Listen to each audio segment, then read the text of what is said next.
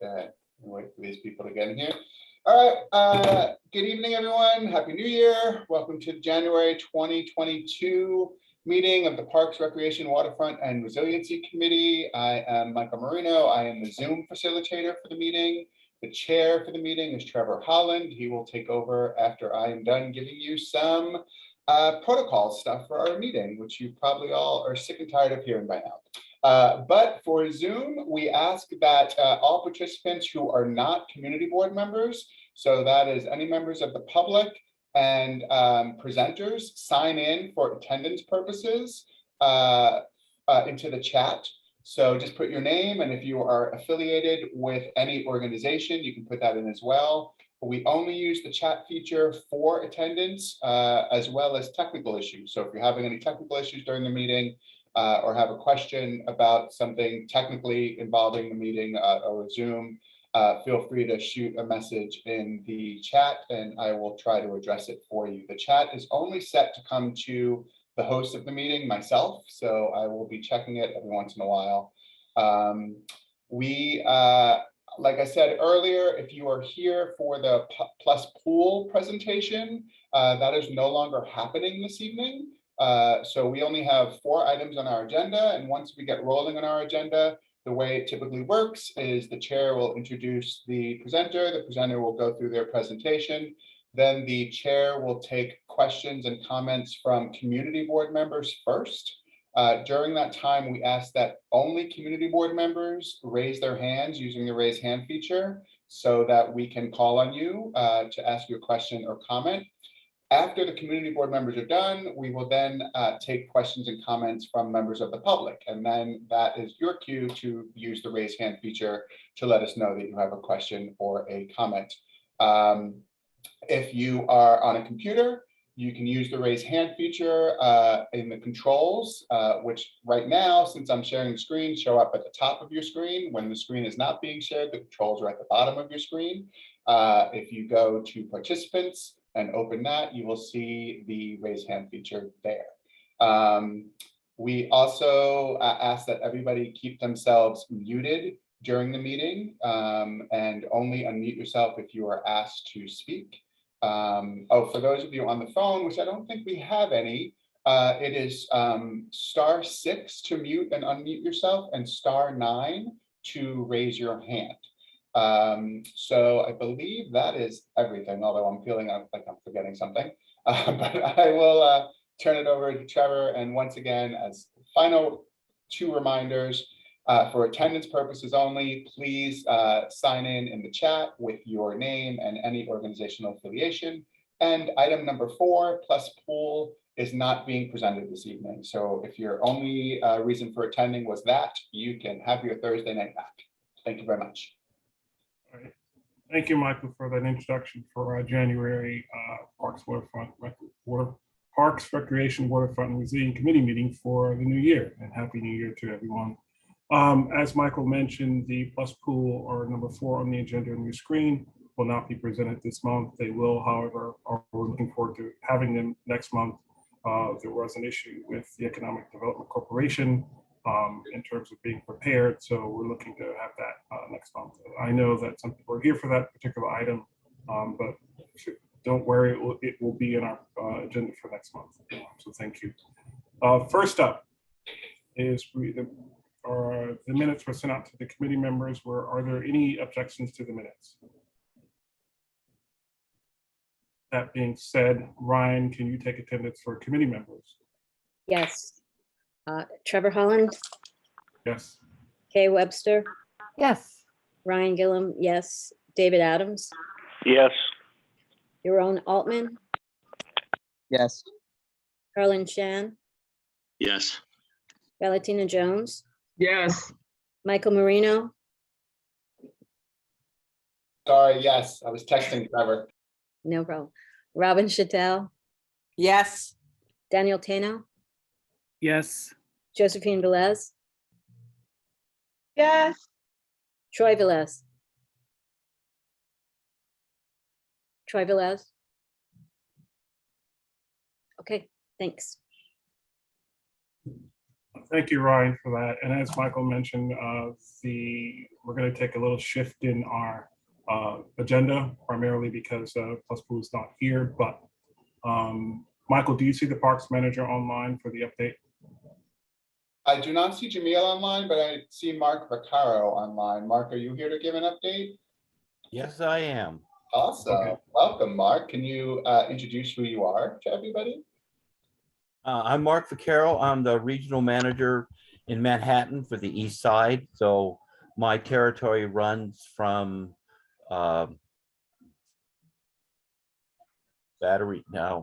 roughly Montgomery Street, basically CB3 to 125th Street, roughly everything east of Park Avenue. So that's basically community boards 3, 6, 8, and 11. Okay, so the first thing is COVID. COVID has affected our operations substantially. We have on an average 10 to 12 call outs every day. We have an automated system where you call in the phone, you do a couple things, and it gets distributed to whoever is in your chain of command, usually your direct supervisors, by the district. So we've had 10 to 12 of those on an average, sometimes more. Plus we've had a fair number of folks who have moved from parks to become full-time regular employees at housing and some other agencies. So our staffing is down substantially in actual numbers, and even more so because of COVID. So that's caused some difficulty in just getting things done. So I thought I would mention that as a start. We've been doing what we can. The other issues that I want to bring up are that there's a fair amount of capital work that's either going to happen very soon or in the slow boat process of being done. So Little Flower Playground and Little Flower Park House, though it seems like one project is actually two projects. Little Flower Playground is going to be redone, and we're going to renovate the park house. There's one project is renovating the park house. The other project is renovating the playground. We've done a lot of the exploratory drillings there already. You may have noticed the drill unit in the basketball court and a couple other places. So that project is moving along. And it's a good sized project. I think people will be really happy with the results. And we'll be able to make some final determinations on it. Hamilton Fish, there are actually 3 projects at Hamilton Fish. We did the south side of Hamilton Fish last year, but due to supply chain issues, there were some hard to fabricate wrought iron fence material and gates. And so we're hoping that we understand that they're to arrive soon. And we're hoping for a final placement of the gate and the last sort of concrete entrance instead of that sort of dirt pathway that goes into that side of Hamfish. The second project at Hamfish is some work on the hardscape on the north side of the pool, not the pool itself, but the raised area up there where the spray showers are and the play equipment. Hardscaping work is expensive, so and because the way that's designed, we're gonna get a project done. It'll make some major improvements, but it'll also allow us to do further improvements without having to go through conniptions, to put it politely. The third one is there's and this is farther out on the event horizon, is there's going to planning to be major work on Hamfish Rec Center itself. And that's being handled by the rec staff. I've been to some of the meetings, but so that's coming up. I know there were some questions about the allocation of funds for Allen Malls. I understand there are funds to be allocated. It hasn't been logged in. So there's, I can't really give you an actual number or a timeline on that. This, as you may have noticed, there's a change of mayoral regimes. So when that happens, everything kind of slows down until the new mayor gets set, and everything then picks up again. So we'll know probably more about that after Adams has settled in, and his team is at the mayor's office and OMP and other places. So that's pretty much, also Rivington Playground, the design process is pretty far along. Well, not pretty far along. The basis for doing the design is pretty far along. So we can see that project coming up in the sort of farther out, but it's moving, which is the most important thing.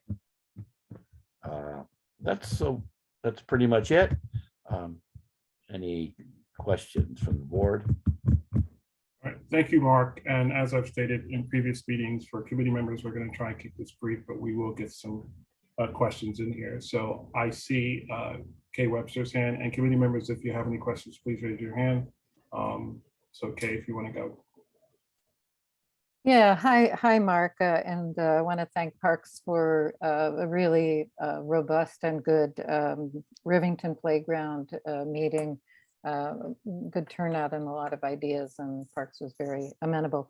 On the Allen Pike Mall and the prospect of, I know that Councilmember Chin, before she left, had negotiated for funding, not just for Allen Pike Mall, but also for Sarah Roosevelt Park and the Stanton building, and the eventual removal of, or I should say, I don't want Denard to leave. We want him to stay, but to have that return to the community, that the storage would go elsewhere. And I just wondered if there was any update on that, as well as other improvements that must be made. That whole, as I said earlier, that whole process, what I'm hearing basically is it's in the very, very preliminary stage of whatever is going to happen. And I'm not, and I'm personally not sure about what is going to happen. So a lot of that will depend on, like I said, a lot of that's going to depend on what's going on with the mayor and with OMP, and with the estimates of how much money there is. That's probably a month or two down the line. It's probably a better discussion I can have with Steve Simon or somebody else who will be more aware of where everything is. Thank you. Yeah, we will be watching that very closely. So thank you. I know the council member was pretty explicit, but thank you. And Mark, to that point, and to Kay's point, I know you won't be here every month, but whoever's going to give the update, we'd like to see that as a recurring theme until we get some definitive answers as to what's going to happen with that, because that's significant and important. Billy, I'm going to let you ask a question if you do have a question, and then we're going to move on because we're really trying to dedicate most of this to the ESCR update. Yes, well, this has to do with, I'm very concerned. It's great that the parks decided to fix up these parks right now, but right now, as you know, East River Park is pretty much destroyed, and what's the mitigation? So if you're starting to rip up Hamilton Fish Park, Little Flower Park, Allen Mall, Rivington Playground, and then how many years is that going to take? There's no place for these people to go.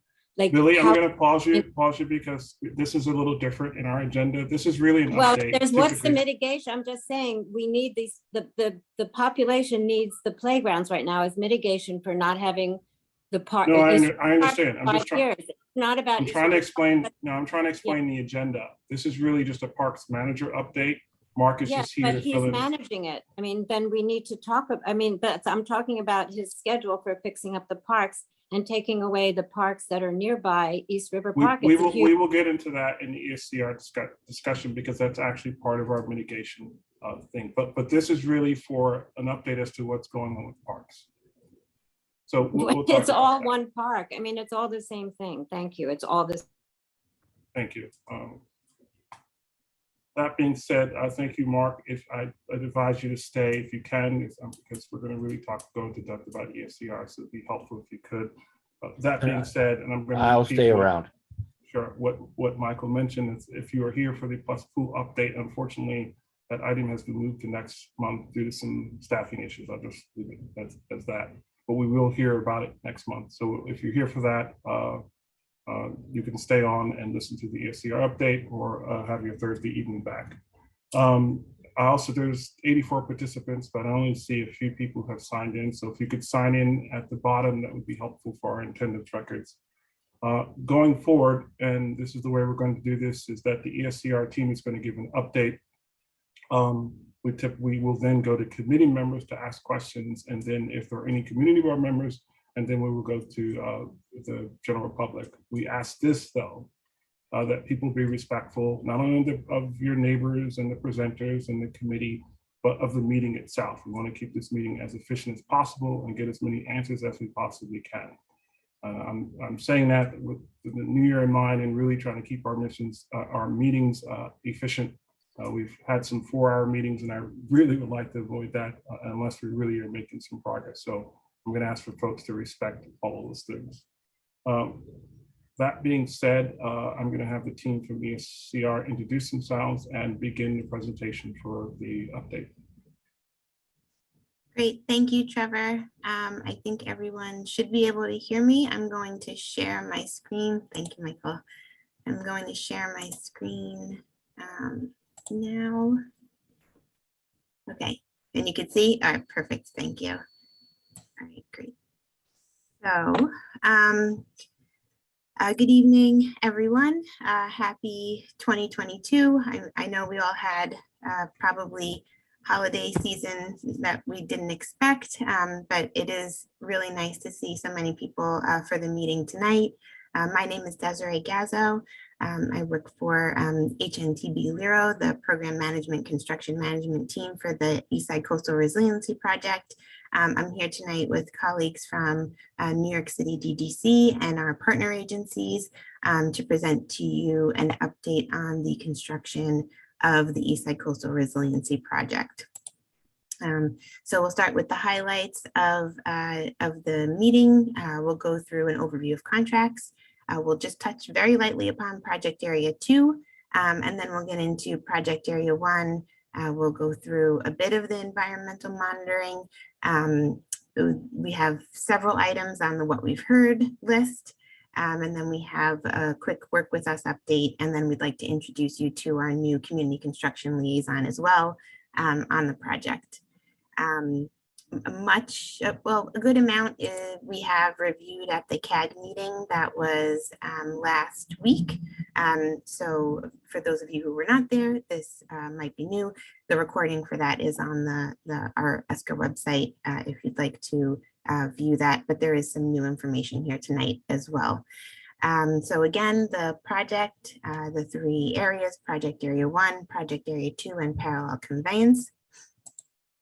For an overview of contracts, for Project Area 1, the notice to proceed was issued back in August. So the park has a partial closure from Stanton Street south. Again, Stanton Street doesn't run into the park, but it's right at that line.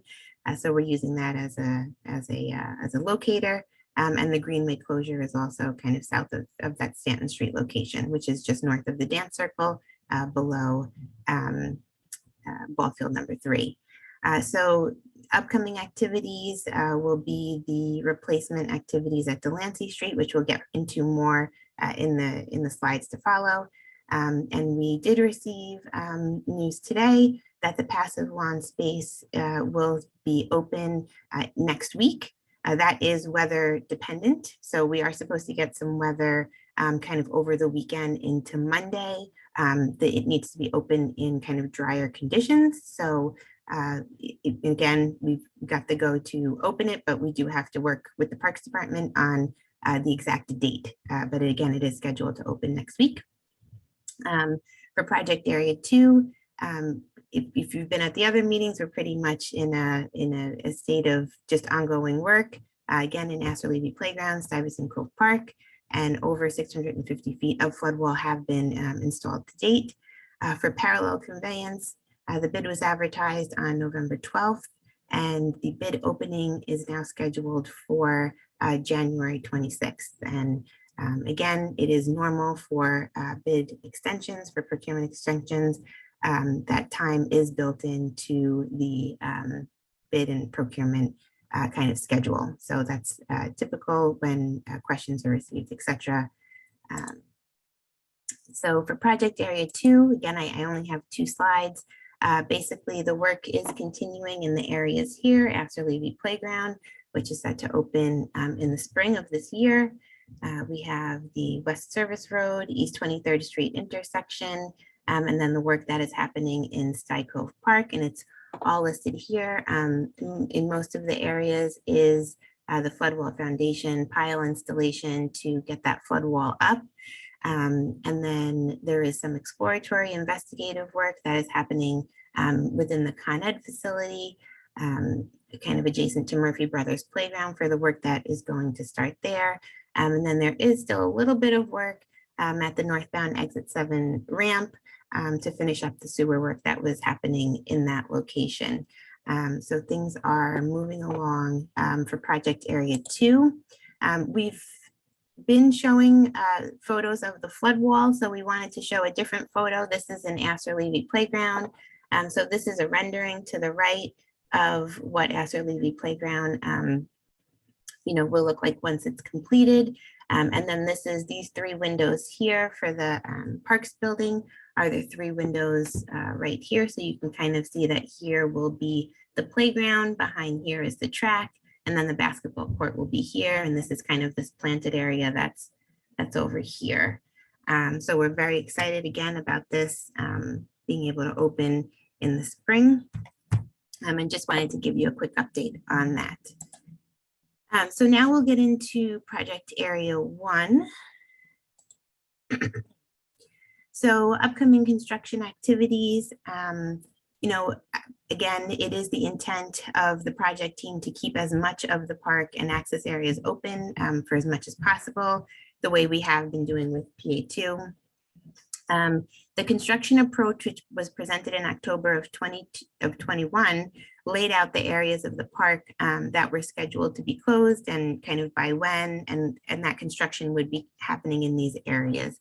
So I did just want to provide everyone that link. We've been asked kind of what was supposed to be closed, in the approach, etc. So this link is on the website if you go to our construction updates page, but it does have that full slide deck there, which again, the key objectives: bringing full flood protection on as quickly as possible, maintaining the public access, 42% of the park throughout construction. As mentioned, the interim recreation options throughout the neighborhood, which we'll provide a link for in a couple of slides. And then, working with our construction team to make this happen as soon as possible in the safest way possible. So I just wanted to provide that, that link again, so folks can see.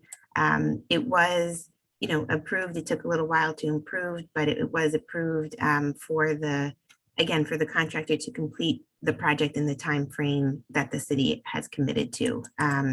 So, there's been, a kind of a bumpy road in the beginning of this project, but we are focused on keeping the project on schedule.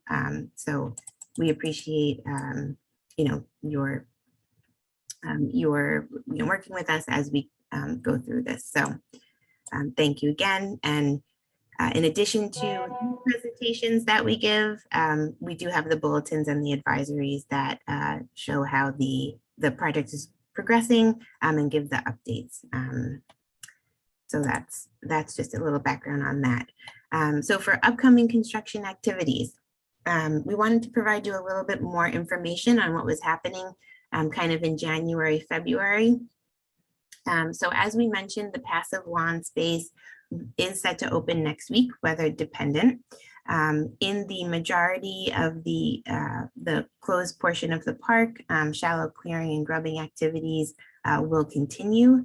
The shared use path closure will continue north to 10th Street in phases. So I'm going to provide a little bit more information on this in the next slide. We've been getting a lot of questions on it, and I promised to come back with more information, and I have. So just hold a minute for that. And then the work in the shared use path is the Con Ed work on the oilostatic lines. Again, more to come on that. And access will be provided from the shared use path. So this area, and this is new information as well, the shared use path here, if you could see my cursor, there is kind of a gate here, and there wasn't, pedestrians could not access this area here to kind of make a loop and hit the esplanade. So it should be happening this week, that there will now be access, so you don't have to hit the gate and then turn around.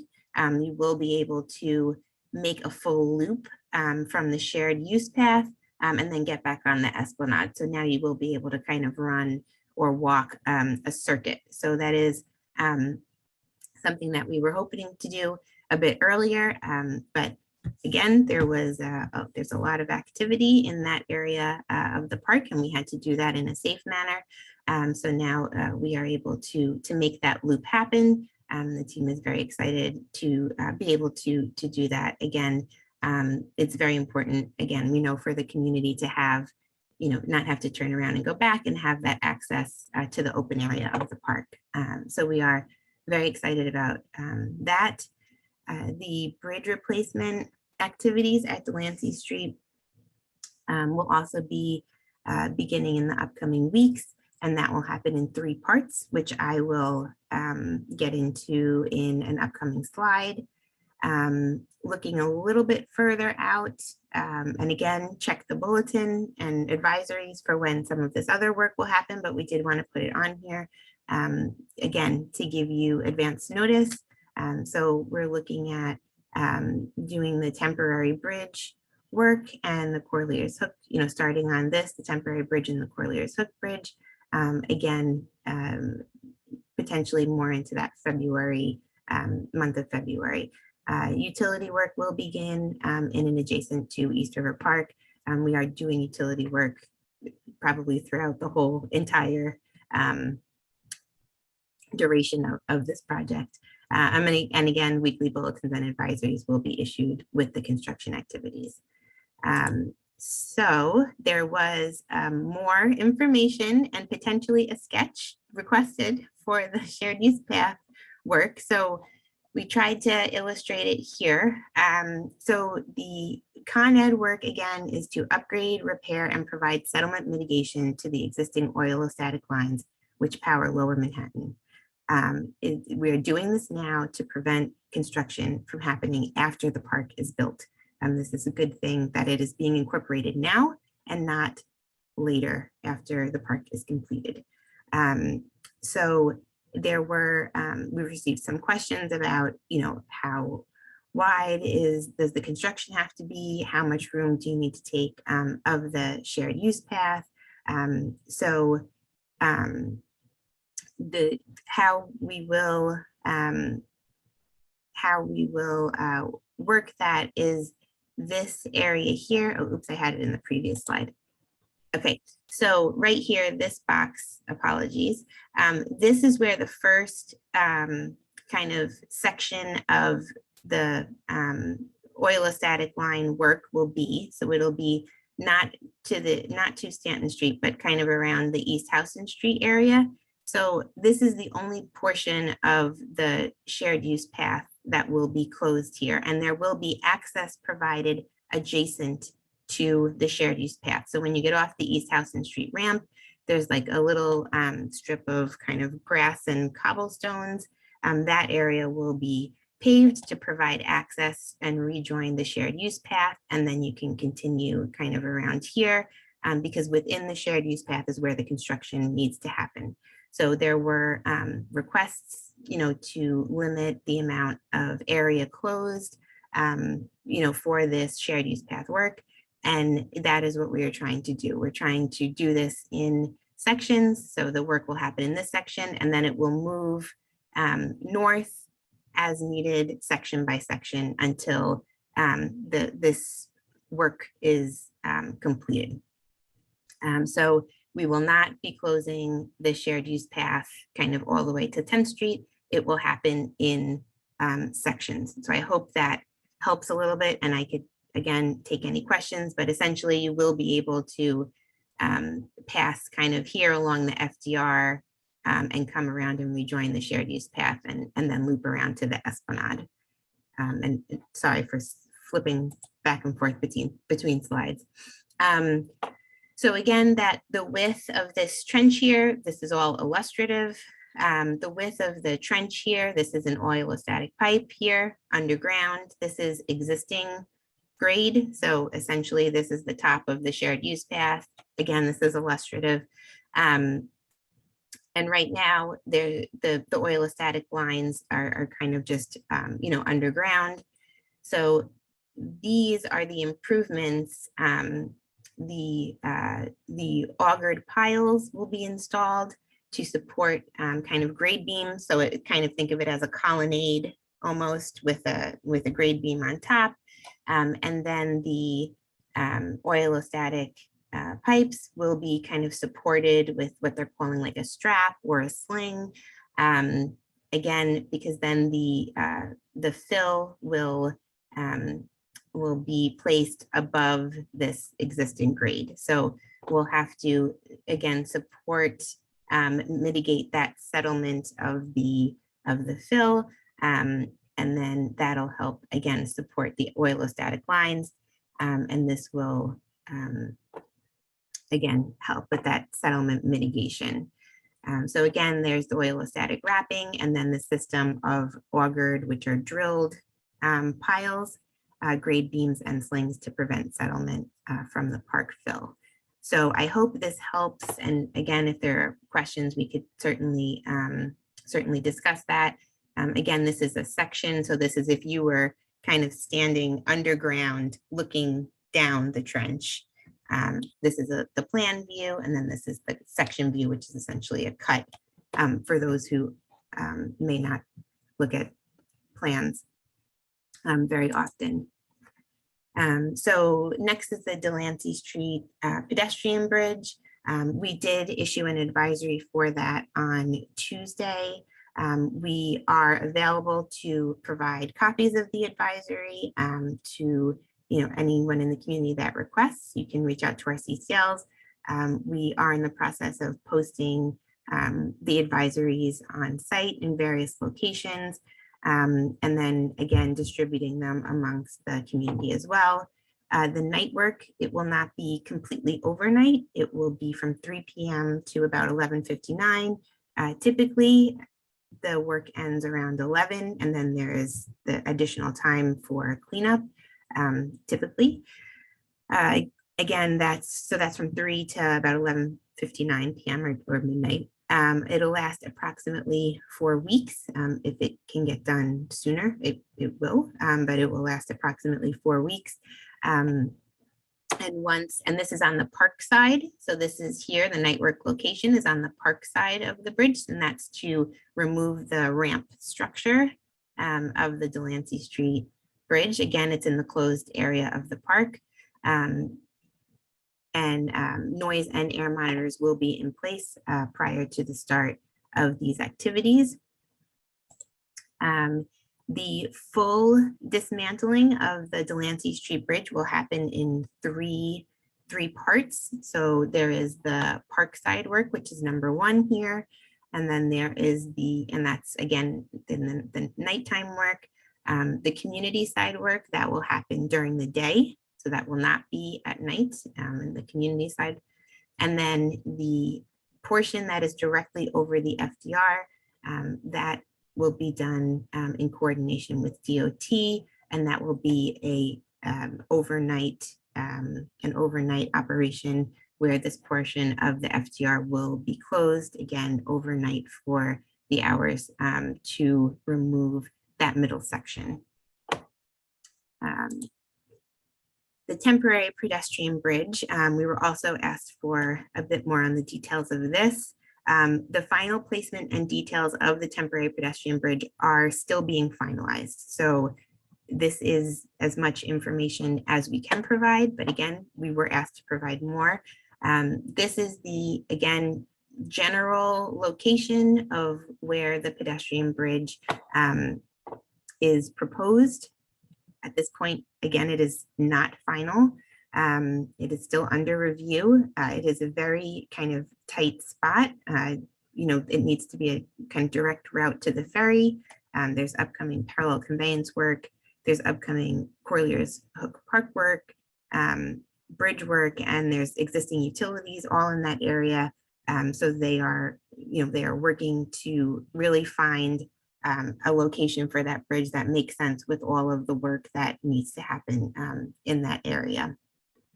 So as soon as we have more information on that, we will come back or provide it to CB3 when we can. But we did want to provide what we had. These are just some renderings, what we have to look forward to for the Delancey Street pedestrian bridge. That's the rendering looking kind of southeast, and then the Corlears Hook pedestrian bridge rendering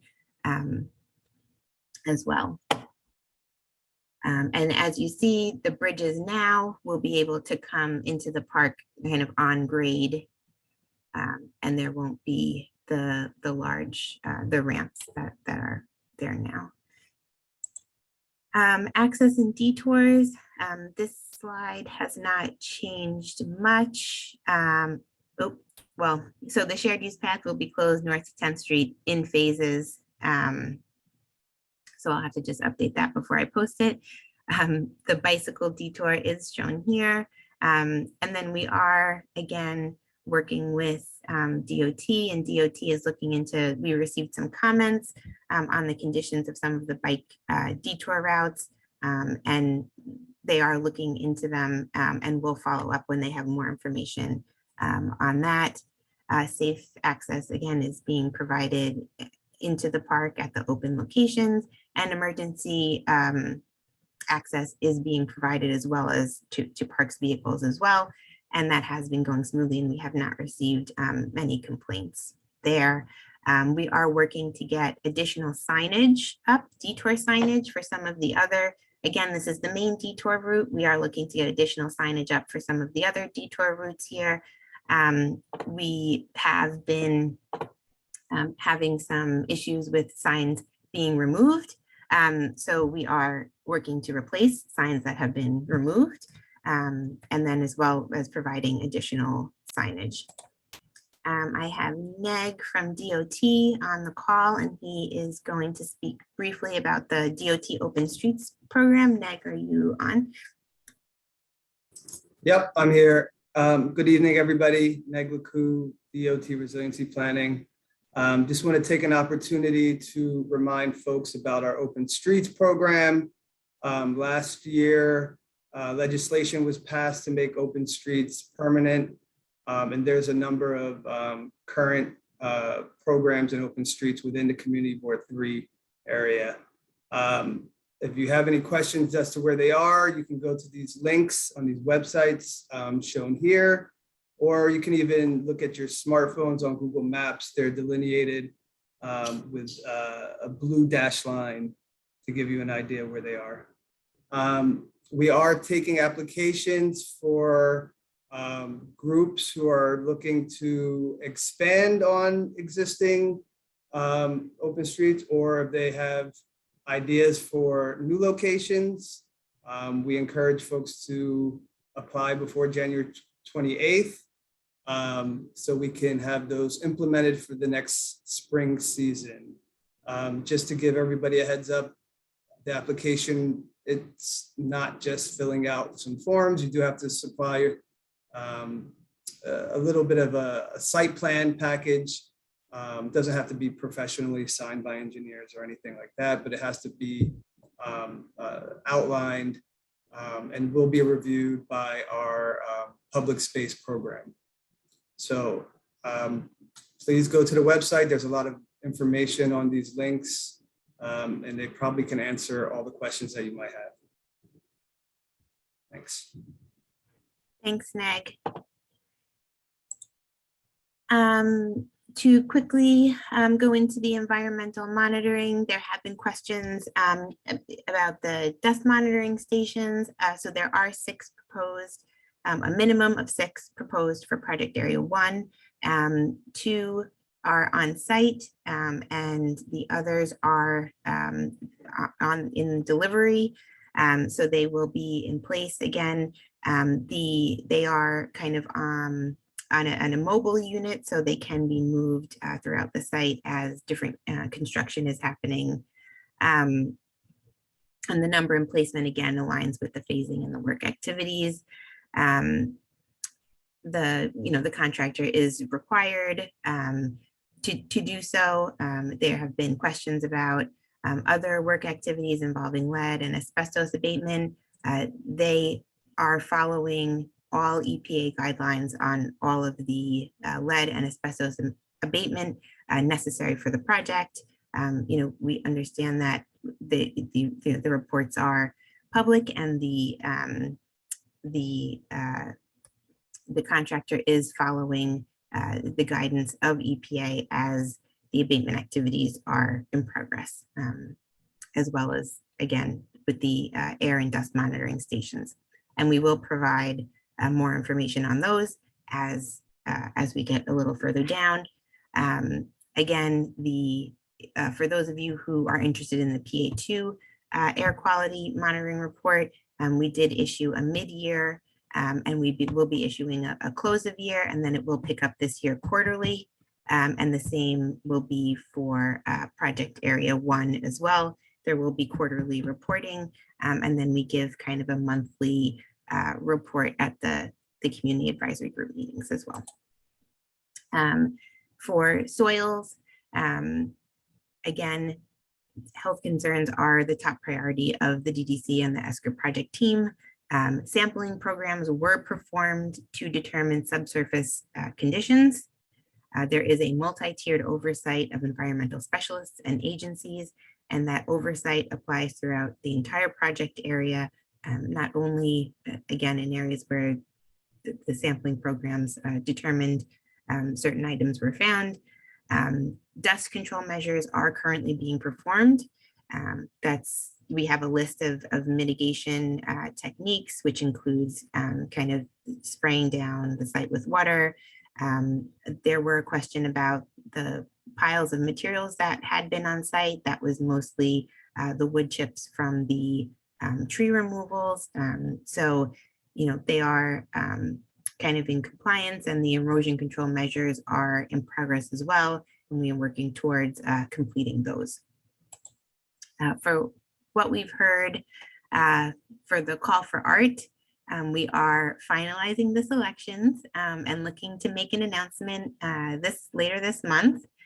So we are very excited for everyone who participated, both artists and students and our selection committees. And we will have, again, a press release, and then the selections will be printed on the mesh panels and posted throughout the project area. So we are very excited about that program. We received a lot of really great entries, and we're excited to showcase them within the park. For salvaging of park materials, again, Parks was available and gave a pretty detailed presentation or update at the community advisory group meeting. Melissa was not available to attend tonight, but the items that Parks is salvaging, there is a tree salvage program for wood reuse and for the nature exploration area. There is salvaging of the seal, crab, and turtle sculptures, which will be kind of recast, and Parks can provide more information on that. And then there are also the Parks furnishings, Parks transplants, and DOT is working with our team on the salvaging of the light fixtures. There were additional concerns addressed at the last CAG meeting for those of you who were on and were not on. There were, again, additional concerns addressed about the salvaging process.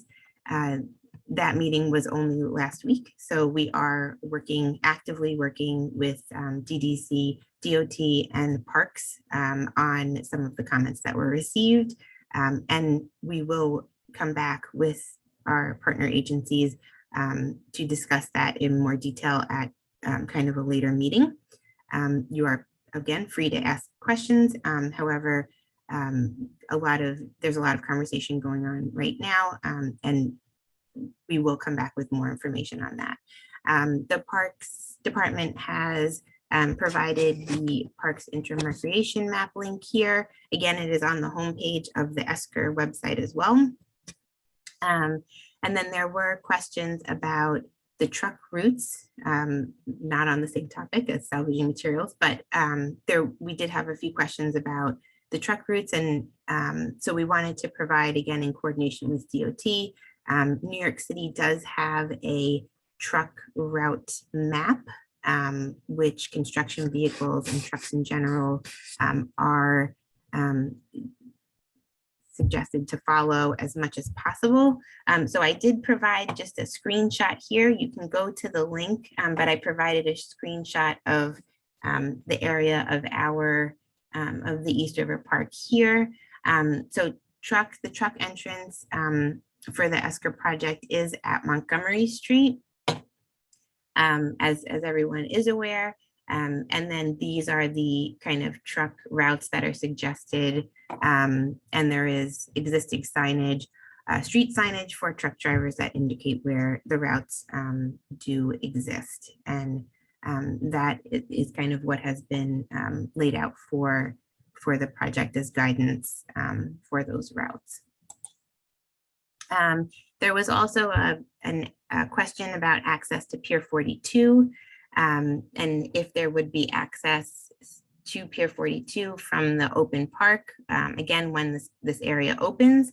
So the southern portion of the park here in Reach C and Reach D is set to be open around summer of 2023.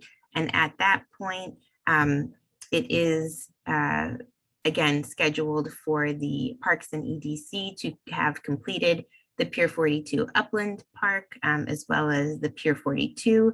So there would, again, once both projects kind of successfully complete and meet up in this area, then there will be access here through the Esplanade, even though the shared use path will still be closed for construction. So I hope that helps. This is just a snapshot from our October 21 construction approach presentation. But again, they're kind of will not be through access when these areas are both under construction. But once they are completed, then there will be access here. I'd like to take a minute to introduce our new Project Area 1 Community Construction Liaison, Sonia Quinones. Sonia, are you on the call?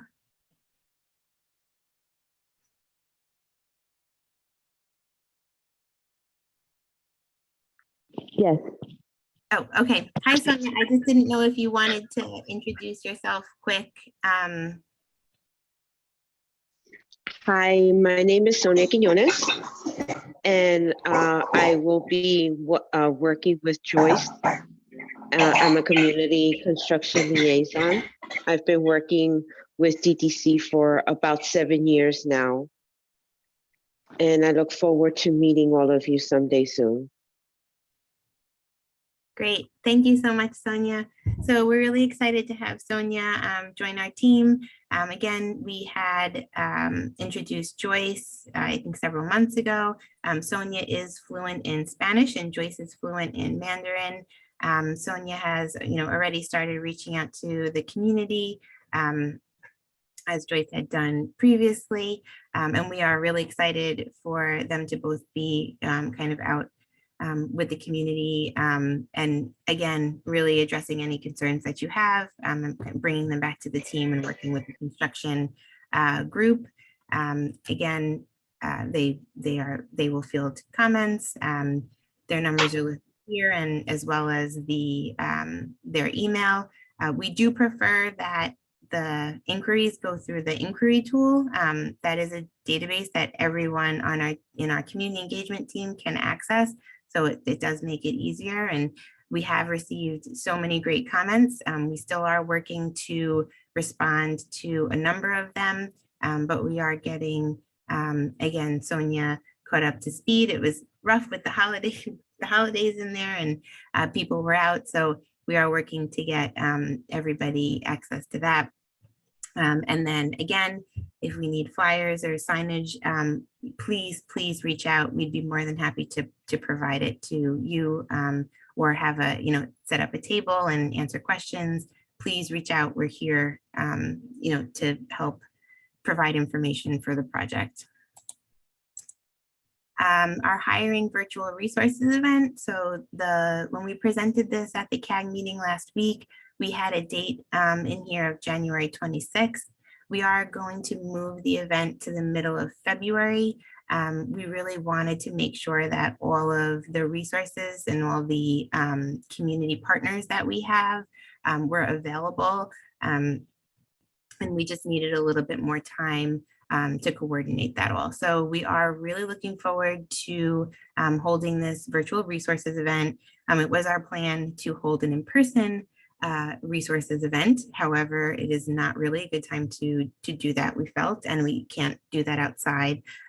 So we will do another virtual resources event, but we are looking to incorporate kind of breakout rooms or breakout sessions after the main program, where you can kind of speak directly in a smaller group, again, to some of our partners on some of these items here listed below, strategies for successful employment, apprenticeship opportunities, and training programs. So we really do hope you join. We're hoping that we could send out the registration next week, and there is a brief survey there will be a brief survey attached to that as well. That concludes our presentation for this evening. And then we can certainly take questions now. And if we need to go back to any of the slides, I can do that as well. Thank you, Desiree. Before we go into that next section, I'd like for you to explain, or at least to just give a brief explanation of the CAG group. I know you're using that term, but I see some new people on this group, and I just want them to understand what you're talking about. Sure. So the community advisory group for kind of larger projects, mostly within the city.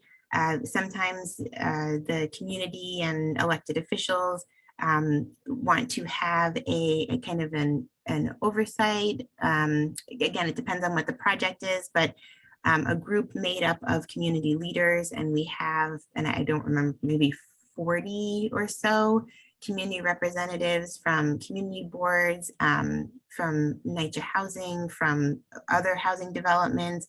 There's really our community organizations. There are quite a few folks represented on that community advisory group. There is a third-party facilitator. So there is a group that facilitates these meetings. We come and present, the PMCM team comes and presents to the CAG members only. They have made it public, so you can view it, I think, on Facebook Live, if they're still doing it that way. However, only the CAG members can ask questions during the meeting. The community advisory group presentations are all on our website as well as the live recordings are on there as also. So you can go back and watch any of the CAG presentations that we have given. They are on the first Thursday of every month, unless something changes. Trevor, was that, I didn't want to talk for too long. No, that's fine. I just wanted to make sure that term is defined so people understand it. And just to add that it was something that as a community board in the community we requested. So it's not just to see oversight, but add an additional layer of discussion about this project, because we're limited as a community board on once a month to discuss a lot of what is going on. And we're going to do our best tonight. Michael, can you remind people of how we're going to do this process? And we're going to use a timer. And if they don't like the timer, they can always adjust their screen.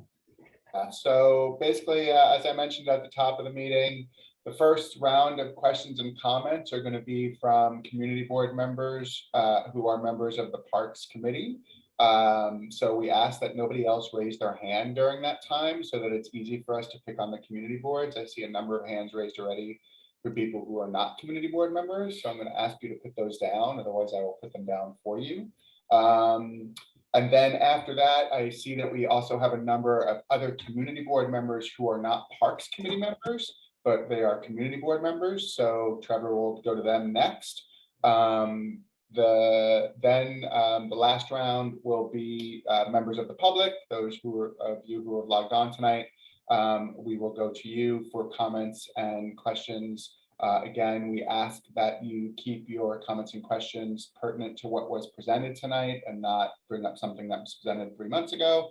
But based on what you saw here tonight, we also do use a timer for that portion. So you will be timed to 2 minutes. And we do this mainly just to keep things moving and to make it as fair and equitable as possible to get as many people's opinions and questions in as possible without the meeting being 5 hours long.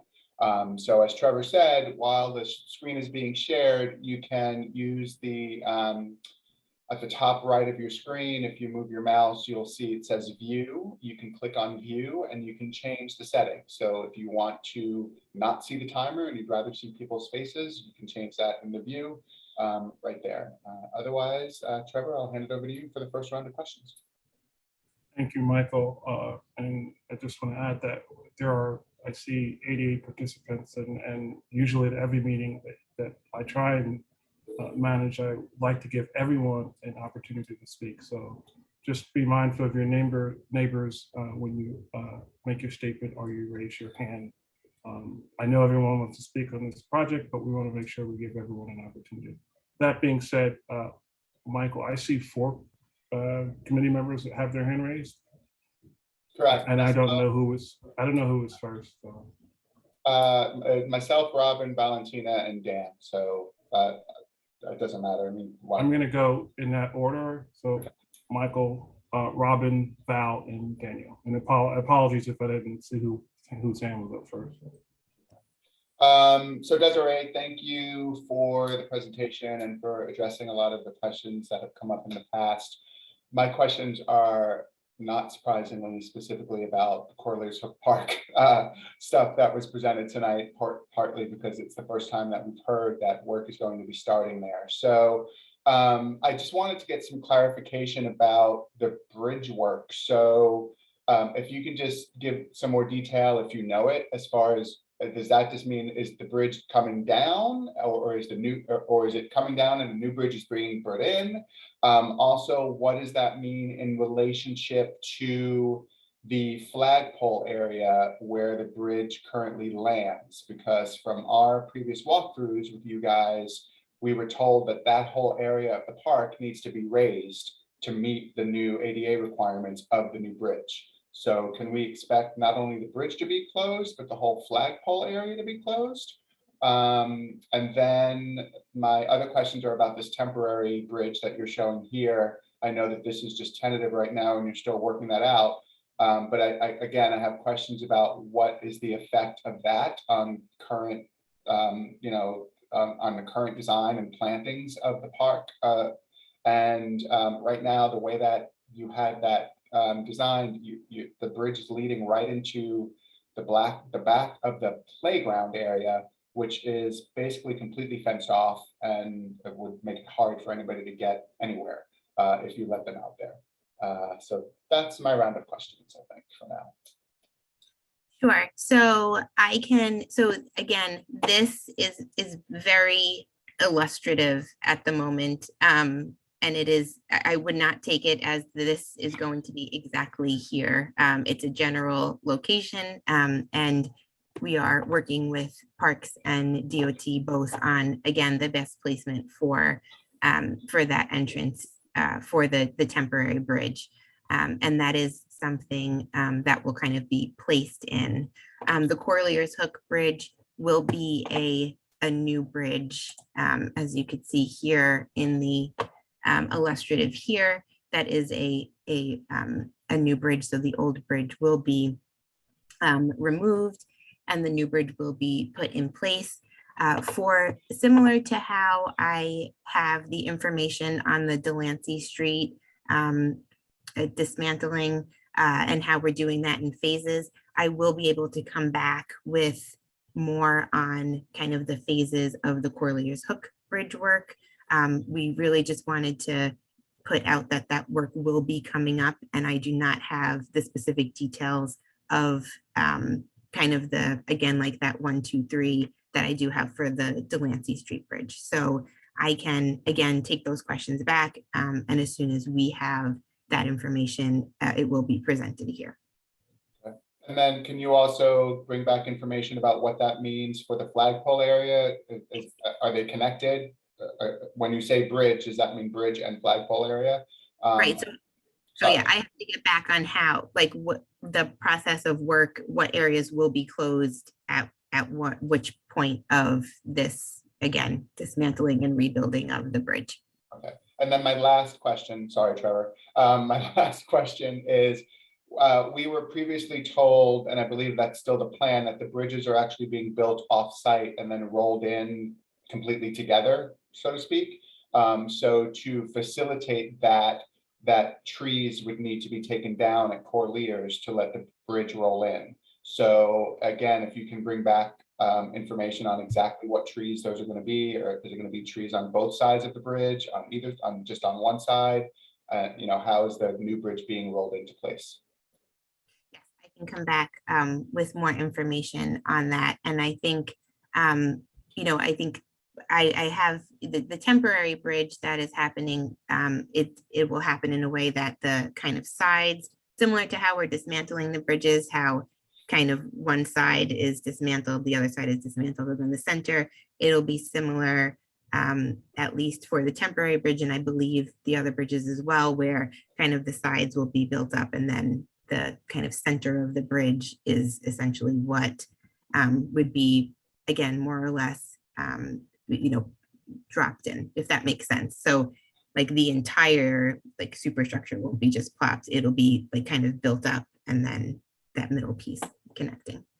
Okay. But I will come back with more details on that when I have them. Thank you, appreciate it. Yeah. Just a quick follow-up on that. So it is being built off-site then, correct? I have to follow up on the Corlears Hook Bridge again. I know we've been talking about the temporary bridge more so. I will follow up on the Corlears Hook Bridge specifically.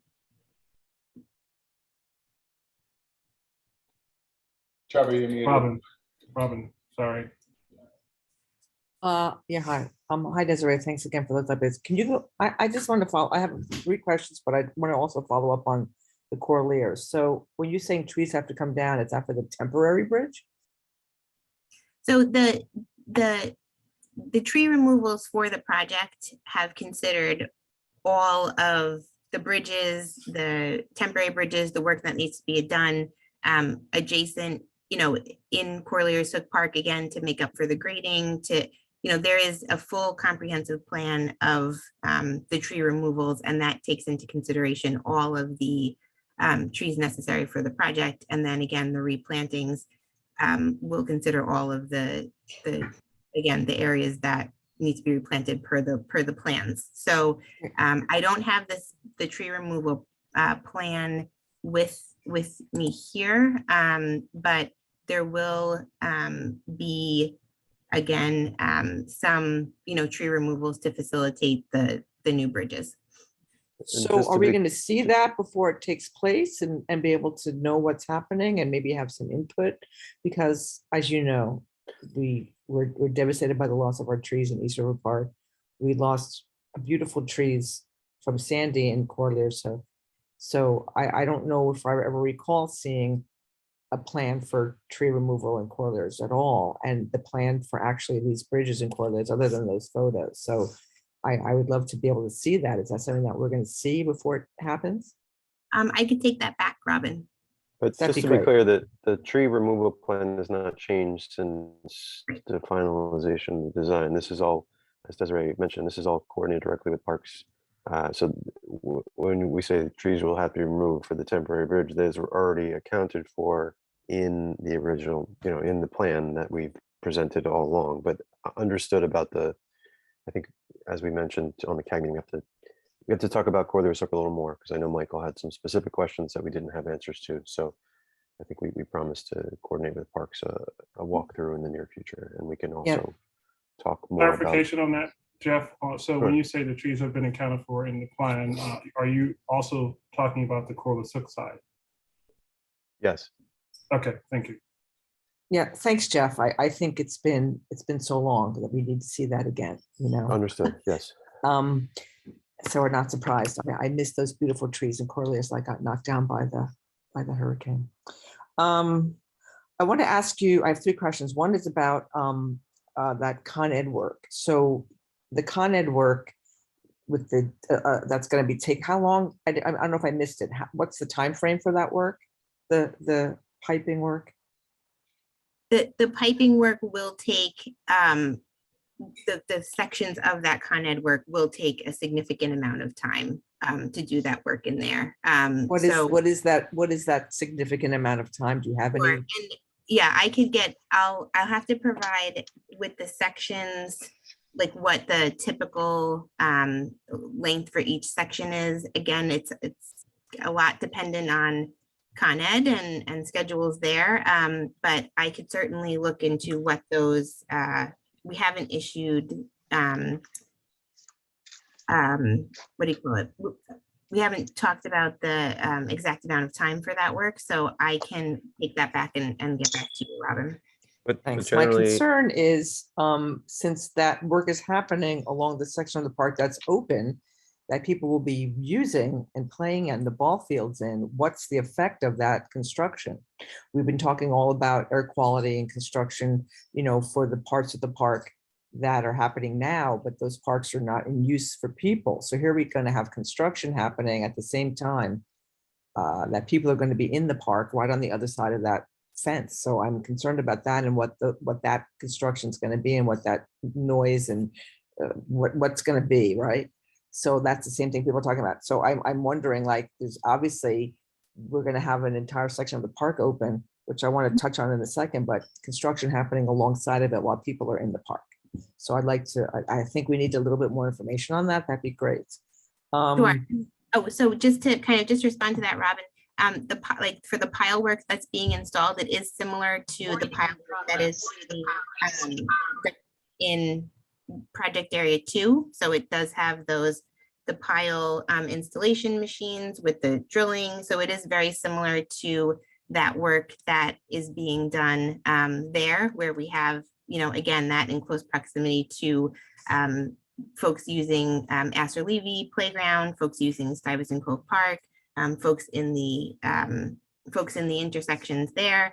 And this work, Con Ed work, it's similar to kind of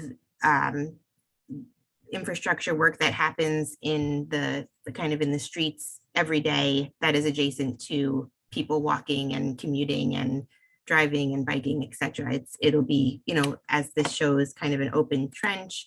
And then they'll be doing, again, the pile installations that are similar to what's happening at PA2. It will not be a quiet operation, but this is, work that needs to get done in the first portion of the project in order for work to move forward. And again, it is very important that that work move forward, and we will do so with, again, the safety of everybody who's using it, while again providing access to those areas. If it's anything like the trench on Broome Street in my neighborhood, that's been open without being any coverage, that equipment is leaning against the trees that were just planted by the city. I'm hoping that, that those things all need to be looked at. And it sort of brings me to a question about the parks. I know if Mark is still on the call, but I would love to know what the park is doing during this whole construction phase to maintain and mitigate any issues that are happening in the parks part that's open. So if I look at the time schedule, first of all, is the time schedule that's online still up to date? So right now it looks like summer of 2023, we're going to be opening up some of the southern section and closing the northern section, but the section that's open now, that's half the size of the park, the Houston to 15th Street is half the size of the park. So if we're taking all of the people that use the park and putting them into half of that section, I'm wondering, and I already know that parts of that area is becoming muddy and overused. I'm wondering what parks can say about how they're managing that. And if it's not Mark, and I've mentioned this before, I would love to hear from the person from the Parks Department who is managing this project, just like you are, Desiree, managing it for construction, because that's a question. And and so that's my question. And then if Mark wants to speak on that. And I guess one small little question is, you said that FDR is going to close at one point for a day to take off that bridge. Do you have a date for that yet? No, we don't. We're still coordinating that with DOT. There's obviously lots of things that need to coordinate before it's an overnight closure. So it won't be a daytime closure. It'll be an overnight closure. And as soon as that date is set, we will let the community. It's also on a weekend. And I'd love to hear well. from Mark or Parks. If Parks can't speak on that today, I'd love them to speak on this. One small little thing I noticed, and maybe I'm going nutty, but I was in the car riding along FDR. It was late at night and there was work going on in the park, maybe 12 o'clock, midnight or something, but I could have sworn I saw a delivery guy from like Grubhub delivering food. So is that happening? Are people from Grubhub and other delivery services going into the park and bringing food to the workers? I will have to get back to you on that. I am not aware of that. I know there are security folks in the park overnight, but I don't believe anybody can access. No one should be driving in the park. So well, there was a delivery person who was trying to exit at the southern end on Montgomery where the fence is, and somebody was helping him. And I thought, oh, okay, thank you so much. And if Mark is able to respond or in any capacity, I would love that if that's possible. Well, a couple of things. First, hi. First thing is that we are going to try to permit out as many regular activities that happen in that section of the park and see if we can fit some of the other activities in the southern section of the park into that section. So, you know, the birthday parties, the barbecues, the family get-togethers, the pickup soccer, that kind of stuff. Anything larger that would need vehicle access, we're not going to be doing just because there's no realistic way to get vehicle access. So any of the larger events that would need that will probably not be permitted. Recreation is, my understanding is recreation will be permitting out the ball fields for the duration in different synchronizations, depending on the field and depending on what phase it is and everything else. So so that will be going on too. So cleaning, we still have the same number of folks, you know, all things considered. If you heard my opening comments about the effect COVID is having on us and the effect that retirements are having on us, because we can't replace anybody right now. But other than those considerations, it's still fundamentally the same staff working, dealing with that zone. You know, East River Park and a few of the peripheral parks are part of a zone for maintenance. So, I mean, we'll have a fair amount of staff in there.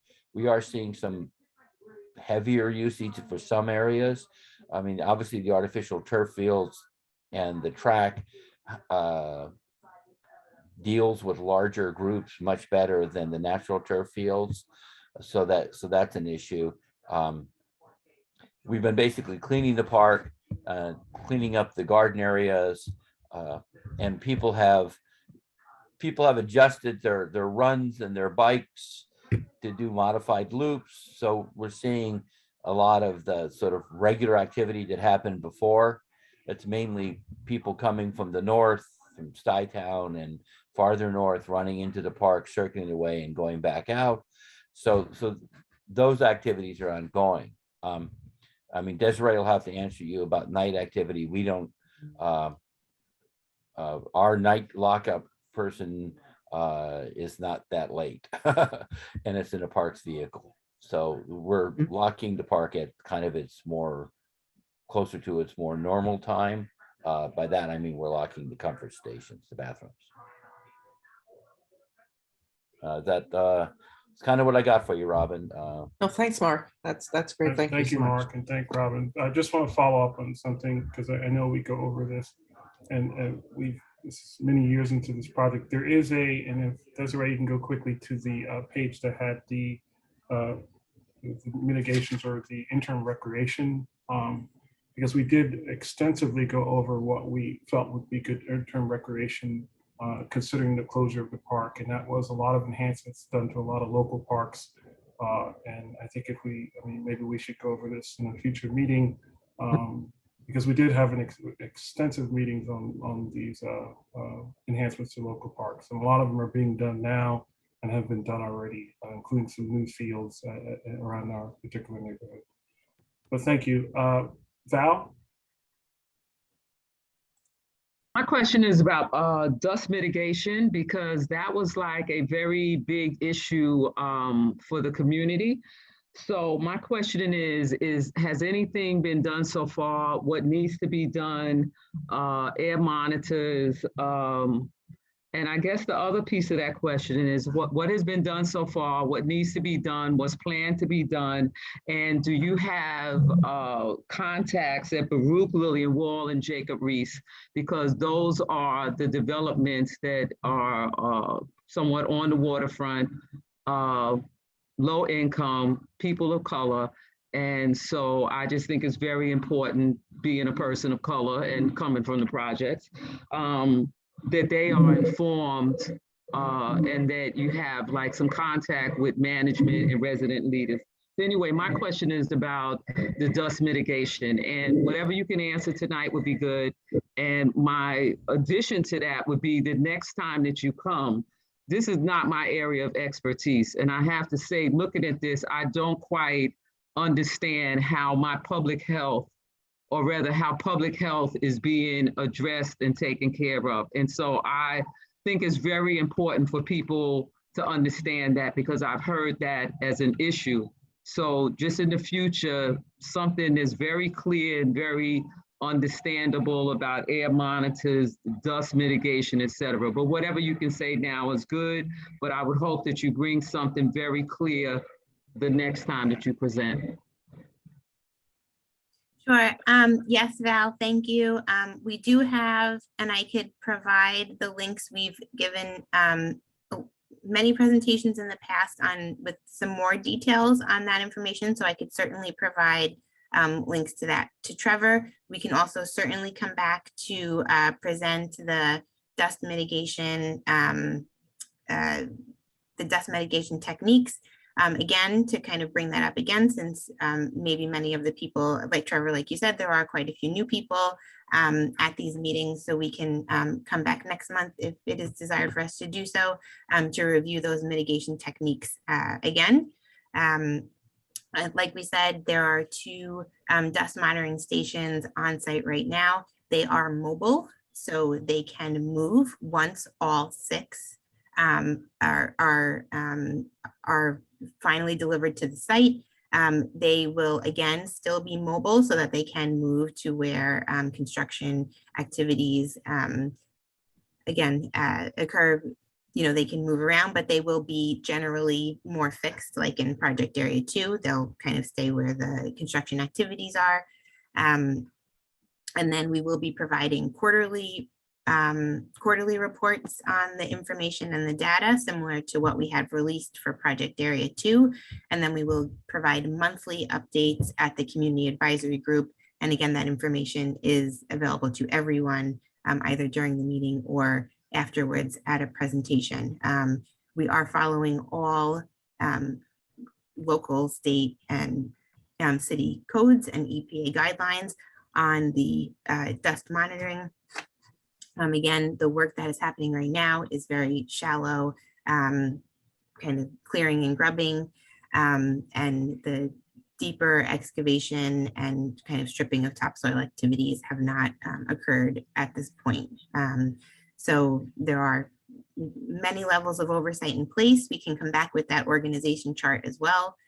It has been updated since our new contractor has come on board for project area 1. So we can certainly provide more detail about that at the next meeting.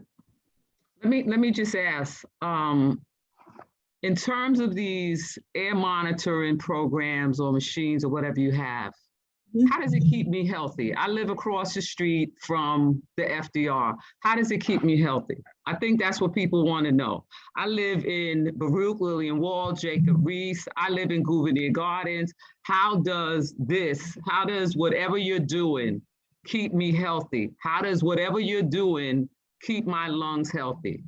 How does it impact me who lives right here on the FDR or next to the FDR? Yeah, so the dust monitors measure different size particles that are in the air, and there are, I'll do this kind of briefly, but to answer your question, there are different size air particles. There are the ones that are being measured for this project are smaller and then larger, 2.5, PM 2.5 and PM 10. The smaller air particles are typically like emissions, like vehicle emissions, construction vehicle emissions, bus emissions, car emissions, you know, any kind of emissions are typically that 2.5 size. And then dust from like soil and other types of activities, I guess, like if you're demolishing a building, the dust that would come from that, that's more along the PM 10 side. So the air monitors, they track the dust particles, or they measure the dust particles that are in the air. So when the construction is happening, the air monitors are in place and they measure the levels of those two sizes of dust particles.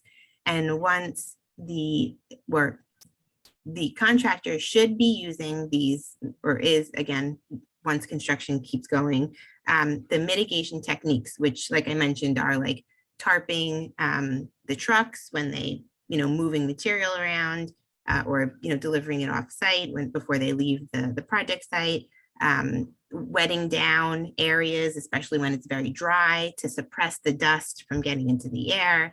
So there's many different, you know, preventing vehicles from idling. There's many different mitigation techniques. So the contractor is employing these techniques throughout construction, regardless of what they're doing, they're employing them. And then the air monitors have a kind of an alert system. And if the air monitors, if the dust levels in the air reach a certain level that is below kind of what the kind of federal guidelines are, then alert gets sent to the contractor and other members of the team to let them know that the dust is, you know, approaching and kind of an unacceptable level. So then at that point, the contractor assesses the work that's being done on site, and they say, okay, do we need more water to suppress the dust in this area? Is there a delivery truck that is delivering materials and they have their car on, you know, because it's hot out and they need the air conditioner on, and they're just idling under the monitor. So they look and see kind of what is, and then they correct whatever is happening that is causing the dust to, or the monitors to provide an alert, and then they correct or apply more mitigation techniques. And then that is essentially how the dust monitors add this extra level of protection during construction. Okay, so two things. So the number that you're talking about, the dust monitor, because I remember looking at this before, and it was like a 24-hour number. Yes. And that when it went to that, to, you know, somewhere close to that, they took care of it. So that it actually really wasn't, because it was a 24-hour number, and it, you know, and you're doing it every, I don't know, 15 minutes, I think was what was on the other thing, or every half an hour, that it wouldn't get to something dangerous because it's a 24-hour number and you're going to check it much more than every 24 hours. Am I correct here? Very correct. Yes. you are. Okay. And so the other thing I had asked was, do you have contacts with somebody, Baruch, Lillian Wall, and Jacob Reese in terms of the management office and the residence committee? Yes, we do. We have Oh, okay. we have contacts at all of the buildings. We are in fact dropping off the night work advisory to Baruch. If it wasn't done today, it's being done tomorrow morning to the Baruch management office. We are in touch with people in all of the complexes there. And as the construction areas move and we have more areas, we will reach out. We have presented at tenant association meetings in the past and can do so as requested also. Okay, good. Thank you. And so I'm looking forward to, the next time that you present. I think this is an important topic for people, their public health. And when you just said 2.5, I was like, that's the filters that are in mass right now for COVID. It's a 2.5 particulate matter is the filter if you have one of these masks that has a pocket. That's what it is. So anyway, I appreciate that. And I just think it's important that every time to talk about public health and the safety that's being provided for all of the people along the waterfront. Thank you. Thank you. Thank you. Daniel. And Daniel, before you go, then I'm going to ask a few. I'm going to go to Kay and then Michael to wrap up. All right, thanks. My first comment is for Trevor and the rest of the committee is that we are still stuck in this reactionary little taste of information, asking for more. Sometimes we get it, sometimes we don't. And the community advisory group is only actually in the opposite of what it is intended to, has only made that worse. So I don't know what it looks like to help us get more information in one place where the community can access it. If it's a task force that includes the Community Board 6 and the Community Advisory Group. But I wanted to put that out there that this is not working. And then to some actual questions.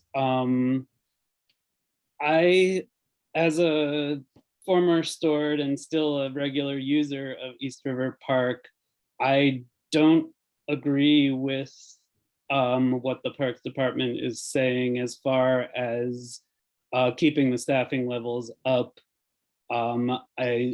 Staff seems to have been transferred to other district parks, which is good, that our gardeners and maintenance and operations staff are still in the district, but cleanliness is already and safety are already declining in the park.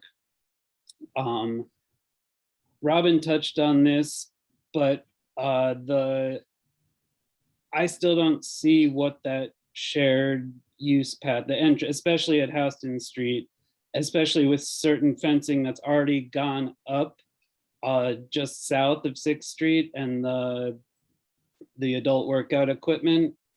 And then the area from along Stanton Street from the shared use path to the Esplanade. I still can't picture what that looked like. Maybe you talked about it at the community advisory group, but I would like a better picture of what that looks like. When I bike or run in the park, with the fences and the way the gates are, it looks like more of than just the shared use path will be closed shortly. With that said, I'd also like to see for future meetings a GIS display confirming that the percentages that they promised open are open, not just these maps that kind of show where things are closed, but actual percentages. Robin also touched on this, but and I asked this several months ago about the Con Ed. everything that you're showing me looks like that there will be piling work along the FDR, and that the fact that they're even doing this Con Ed work, which are two reasons why we did not get a berm and a wall along the FDR in the first place. But more importantly, is the Con Ed work actually part of this project, or is it Con Ed's work that we have to work around? Because that's going to lead to huge delays, as we all know. And then finally, the truck route, from what I saw in the presentation, looks like you're just going to tell the truck drivers the rules that New York City already has and let them choose whatever way that they go within there, which is not coordination. And then goes into, we were promised barges doing most of the delivery work. I'm assuming that will come with the actual fill, but I thought it was going to be much more of that to decrease the trucks going through our neighborhood. Thanks. Thanks, Daniel. I think I can speak to a good amount of it. I'm going to try and go backwards. The truck routes, they are still using barges. The barges, like you said, will be for most of the material, the larger quantity material that's being brought in. It significantly reduces the amount of local truck and construction truck traffic. There still will be construction truck traffic in the local neighborhoods. A lot of the Esplanade, again, the Esplanade work and the larger bulk material work will be done through barges, and that has not started yet. The Con Ed work is part of the ESCR project. It has been incorporated into this project. It is being coordinated with Con Ed, similar to the Con Ed work that we're doing in Project Area 2 that has been, again, moving forward. I will come back with more details on the timeline for that. It is happening in the shared use path. That is where the lines are.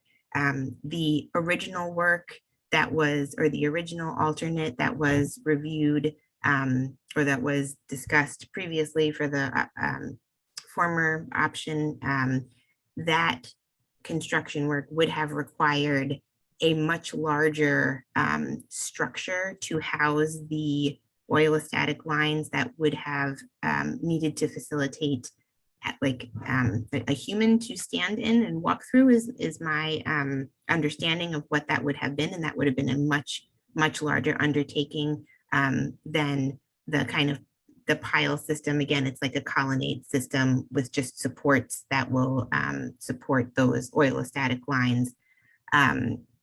So it's, again, my understanding that that's significantly less effort and work than what was needed in that original alternate. Let me just go back to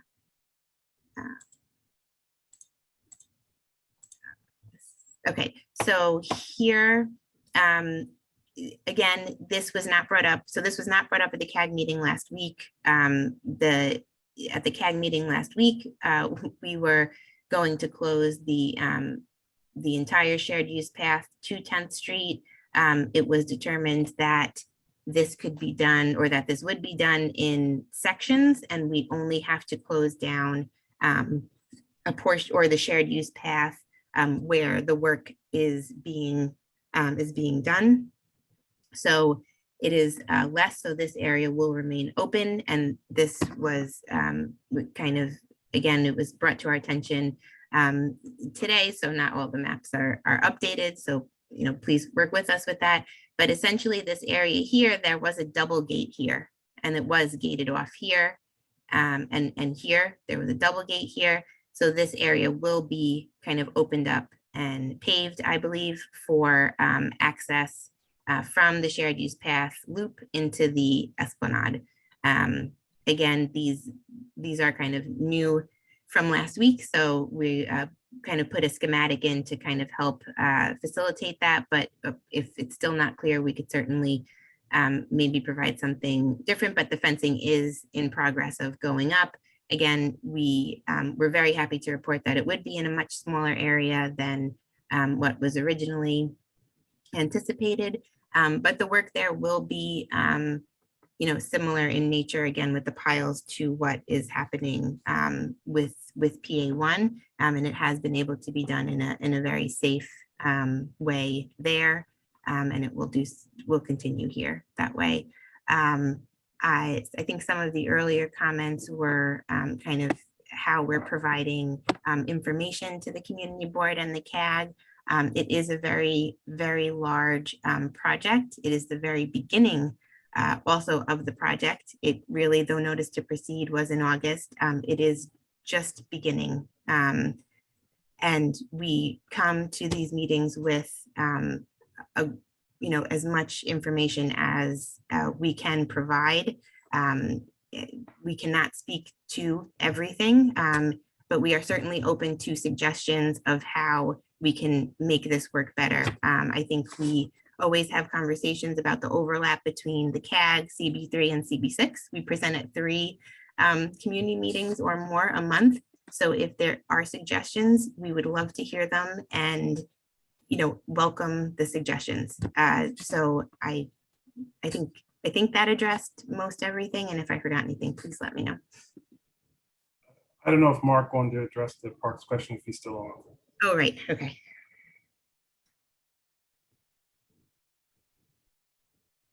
Michael, do you see Mark Vaccaro still on? I don't know if he even. He's here. Yeah, he's still on.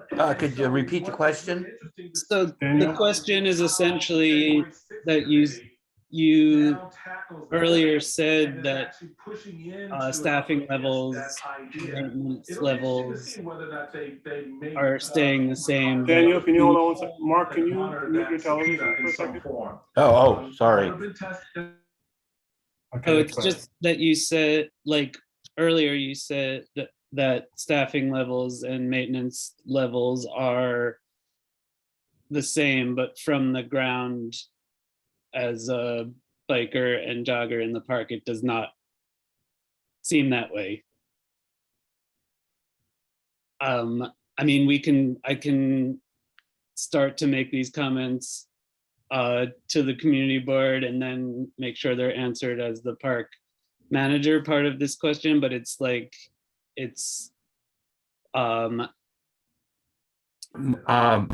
We have 10 to 12 call outs a day.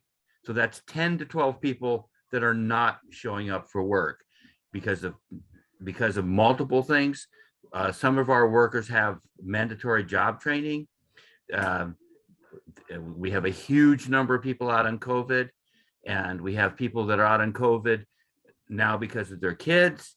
We also have some people out on long-term leave without pay because they're not getting vaccinated. So we're roughly on a good day at 50% possibility of who's in and who isn't. We haven't physically moved anybody out of East River. I mean, we may do that. They will still be taking care of East River just because it's going to be more convenient to have them some other place rather than in the middle of the project. But as it stands right now, we have a PS that's there. We have a lot of the regular workers are there. And again, this is a citywide, agency-wide, not just us. Get on a subway, try to get on a bus. I live, one of my bus drivers in one of my building I live in, and he's complaining that they're extending his routes and they have 20 people out of his depot who aren't showing up for work. This is the situation. We're cleaning it. We haven't moved anybody, with this weather, we're also getting a little more use whenever we get a nice warm day and less use without it. We expect it's going to get a lot more use come middle spring. All right, thank you. Thanks, Mark. Mark. I just wanted to remind Desiree that I had also asked for the future, like to have GIS maps or something to keep you accountable, keep the team accountable as far as the percentages open and all of that. Okay, thank you. I assume that she took that comment. I'm going to ask a few questions, and I hear you, Daniel, on that, because I sit through about 10 hours a month on ESCR, and I can tell you that 7 of it is repetitive, maybe 8 hours of it. And Trevor? I don't know. Trevor, are you going to talk and then you'll? Yeah, I'm going to give my question Good. Real quick. I'm not going to ask them all, but just about, because we talked about this earlier, about trying to figure out a way to make this a little more productive and less repetitive, even though the CAG is not part of the community board, and we could figure out a way. But I guess most of my questions have been answered. If we could have also those phasing maps, we never really got into a discussion about phasing, and if we could have those phasing maps at the next CAG meeting. And I know that you explained the difference in the electrostatic lines, but a lot of what we have to do here is explain to people what is actually going on, because people hear, well, you're doing the oil static work on the lines and some pile driving. I thought that was part of plan 1, when it really wasn't, because the majority of the pile driving will be at the water's edge as opposed to where the edge is. But I think some of that explanation needs to happen too. I'd also like to know if anything, what you've learned from the first PA2 during that construction. And I urge everyone, if they haven't seen that particular section, to take a walk or a bike ride up there, just to take a look at a project that's moving along quite quickly. And it is still part of the ESCR. It's not, we call it PA1 and PA2, but it is part of the ESCR project. If you go to this map here, well, yeah, this is for the passive lawn that's going to open soon, and for Pier 32, and I know I asked this before, will there be an entrance from the south side, meaning at Montgomery Street or somewhere along there? Because to walk up to Corliss Footbridge or the temporary bridge and then walk to Pier 42 is really a lot just to get to a park that is in the southern area or not even the ESCR, but the southern area of the district. So those questions. So Trevor, just to confirm, when you're asking if there will be an entrance somewhere in here, is that what you're asking? Because the interim deck at Pier 42 is going to open in 2023, correct? Or earlier? Or the deck is scheduled to open earlier than 2023. Right. So if I'm walking, I live further south. Where's the southern entrance to get to Pier 42? Got it. Yeah, we'd have to check in with, we'll check in with EDC about how they are providing access here. We could do that. I'm going to restate one other thing with the Allen Street bike lanes. If we're shifting, and that is going to be a major route for bike traffic, for people to use that. And I've heard at many presentations, including at DOT at the last CB3, that they're building new bike lanes and protected lanes, and we're neglecting this one major route that is dangerous and unsafe to use. And I hope there are some other people who bike on this call who can echo that. That is not a safe route to use. I know at one of the meetings, one of the DOT staff mentioned that that's the route they take, but anytime it rains, it's not passable. And at the last meeting, they mentioned that it's not in the paving schedule for this term, and they don't know when it's going to be. So we really need to make that a priority, considering all the detours that we're making. I don't know if Neg is still on. I'm not sure if Neg Yes. is still on. Hey, Trevor, I'm here still. Sorry. Yeah, so I was actually able to get a little bit more information on the Allen Street bike lanes. We are in coordination with Parks. There's that capital project to build out the Allen Street malls. So we're strategically planning. There is something called the 5-year protection plan, where if any city infrastructure is built and fixed with capital money. There is a 5-year plan where something can't be built around it. So we're trying to better understand their schedule. But it seems that everybody who needs to be aware of this is aware of it. And we are, as I said before, trying to expedite that and hopefully get that resurfaced. If not this season, in the near future. I'm going to go to Kay. Yeah, thanks, Trevor. So I just want to mention that speaking of bike lanes, that there is a bike lane along Christie Street all the way that's in very good shape along SDR Park. Just FYI, and it's not on your map. But I want to thank you, Desiree, because I know you're working overtime to make this work. And I would say that in terms of communication around things like the air quality, that it would really be useful to have some things in plain language, for that way of thinking, plain language, and obviously in translation that are visible and maybe out there, since not everybody is online or uses email or all that other crap. Any way that we can do anything, and that includes, and I do appreciate several of the committee members mentioning that it would be great to have a lot of things, like when you say, I had to look it up while you were talking, and I was a plumber. The oil, they're just, and not to have to explain everything, but just if we could have something in plain language so that our community could really understand, and by our community, I mean me too, understand things more simply, because this has been, I'm remembering since 2012 and the amount of resolutions we have written and on this whole thing. And I guess I mostly want to say I really appreciate you trying to move this along as quickly as possible, because whatever was done.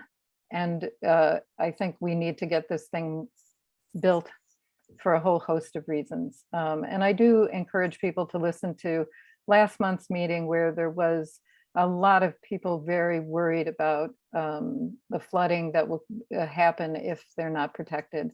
And there is, frankly, the community was pitted against each other, not by you, not by anybody on this call, but we had built a really great plan, and then it got upended, and we're here now. So I really thank you for trying to move us now into a phase where we can use the best thinking of our community to actually make this work better. And I encourage people to look at our past resolutions, because we spent a lot of time on them. The real question to me is, there's a big trust factor here, and it happened recently again. It needs to be said that when the city went ahead and worked, this is not helping, and you're in the position of trying to help us build trust again in the process. And that's going to be a hard row, but it's not personal. And I guess I do want to say, when we talk about other recreation areas, that I know Sarah Roosevelt Park is on that, and the recreation area, our park is not safe in a whole lot of sections of it, and that's the reality. So I think some of that has to be taken into account, not to mention it's so far afield for most people. So realistically, it would be so great to have realistically what's going to be available, given all the other construction that's going on as well. Somebody brought it up earlier too. So I think that's it for me. And I don't need any answers to any questions. I just wanted to say that. Well, I just want to, thank you, Kay, for all you've voiced out. Again, we are trying to provide as many answers every month. We do take into consideration what was said. I and team put together the presentations every month. I will say I apologize if I miss things month to month, because there are so many meetings, but we do try and address everything. We are working to put up kind of one or two locations on site that is kind of like a board or a community board that we can post the advisories and the bulletins and, you know, kind of maybe some information on air monitoring, et cetera. So it's like one location, maybe in the center of the project that people can access that don't have access to the computer. So we are working to have something like that.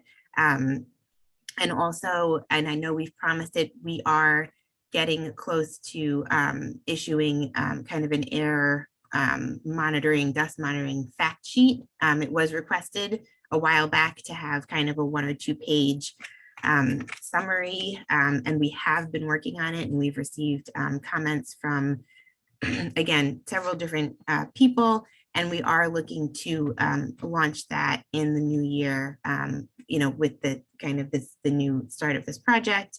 So we are working on that as well. But again, you know, thank you, and we take back all of the comments that we receive. So if you have comments on the way things are presented, and again, we tried to explain, you know, we do try to explain things, but we will certainly try harder to explain things that aren't, that are a little bit harder to understand. So thank you for everybody's feedback that we receive. I don't think you're the one people were looking for the apology from, but I appreciate that you do. All right, thank you, Kay. And we're going to do this because I know there's a lot of people waiting, and we're going to go to Michael and then Robin. I'm going to ask you to wrap it up pretty quickly, and then our community board member, Lisa Kaplan. I really want to give people an opportunity, even though limited in time, to speak. So if you could just do some quick follow-up.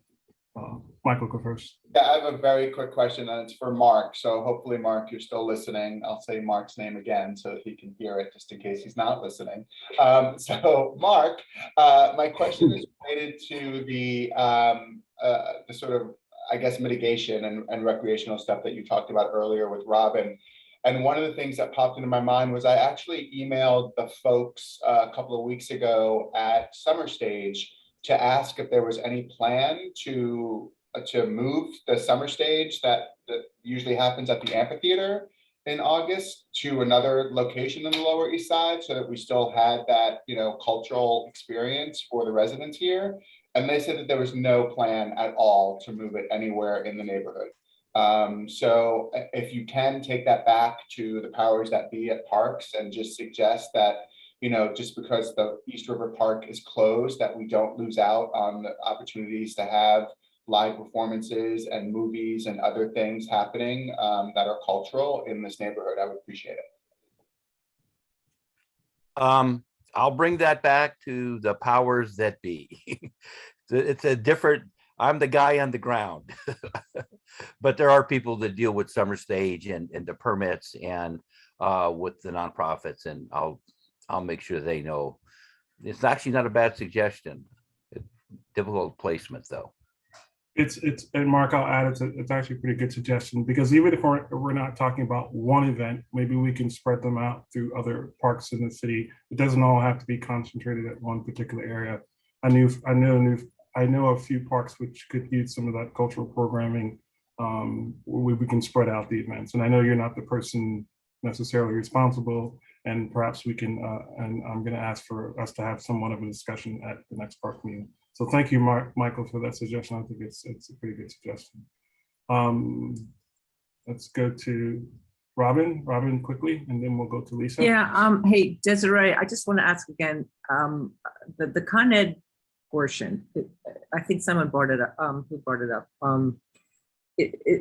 That's their project, right? It's not the DVC project. So they're going to be met. Oh, sorry.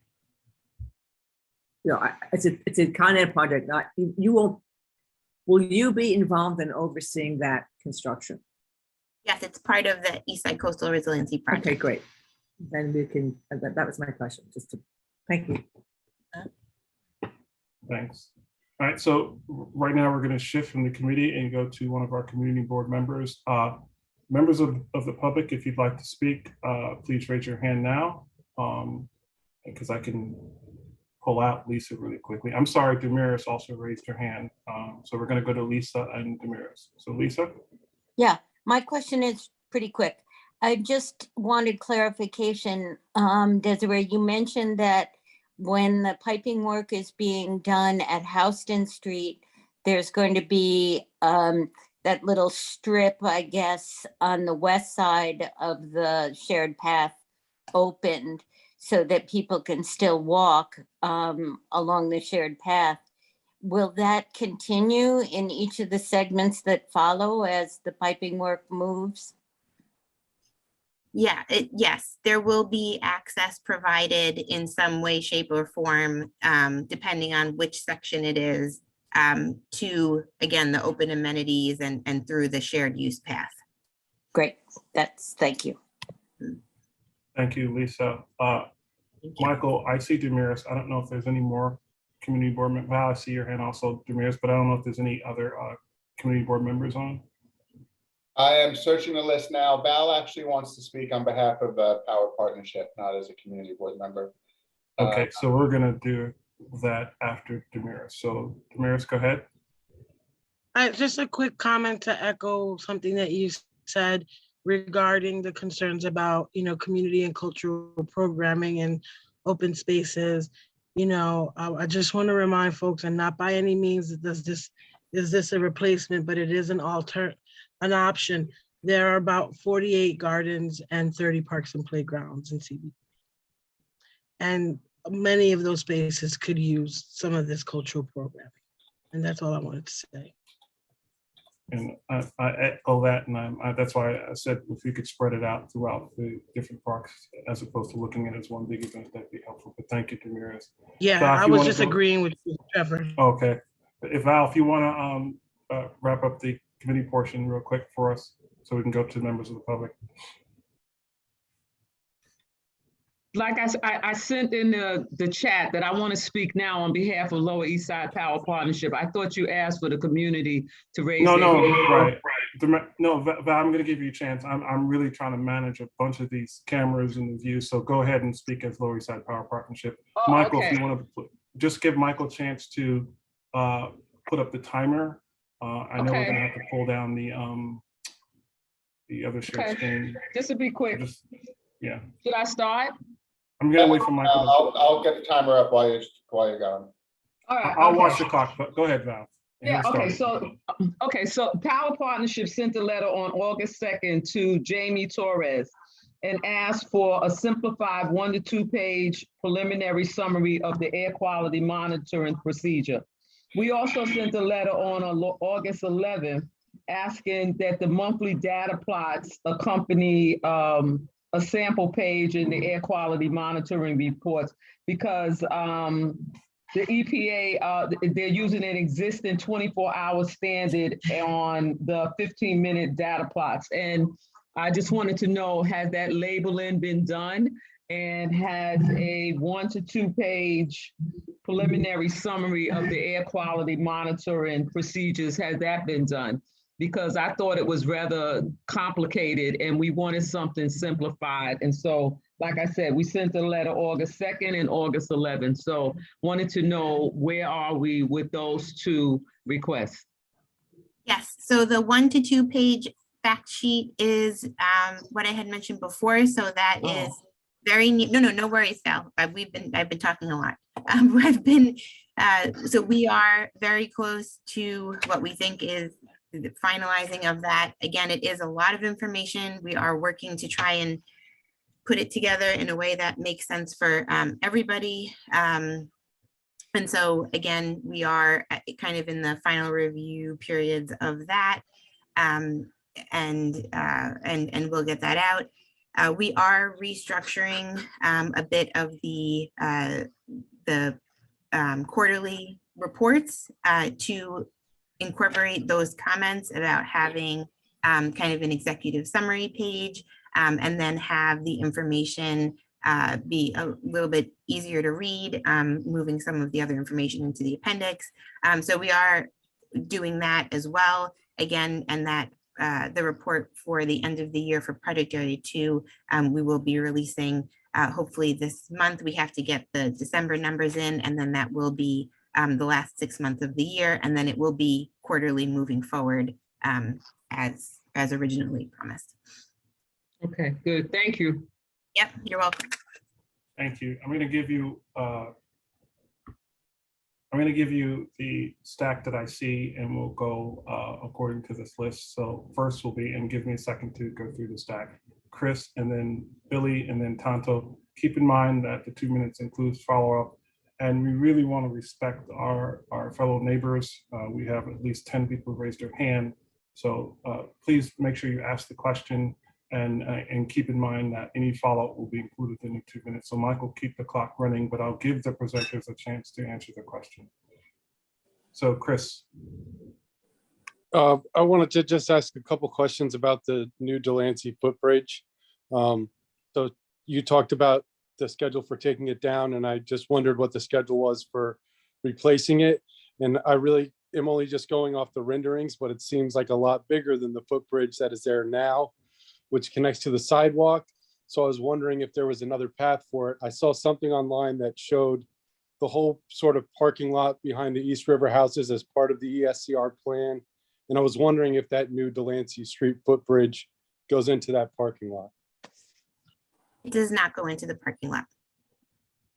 Do you know when it starts and about how big it is and where it ends? When they are, I know the schedule for the dismantling. Again, that's going to take several months for each part.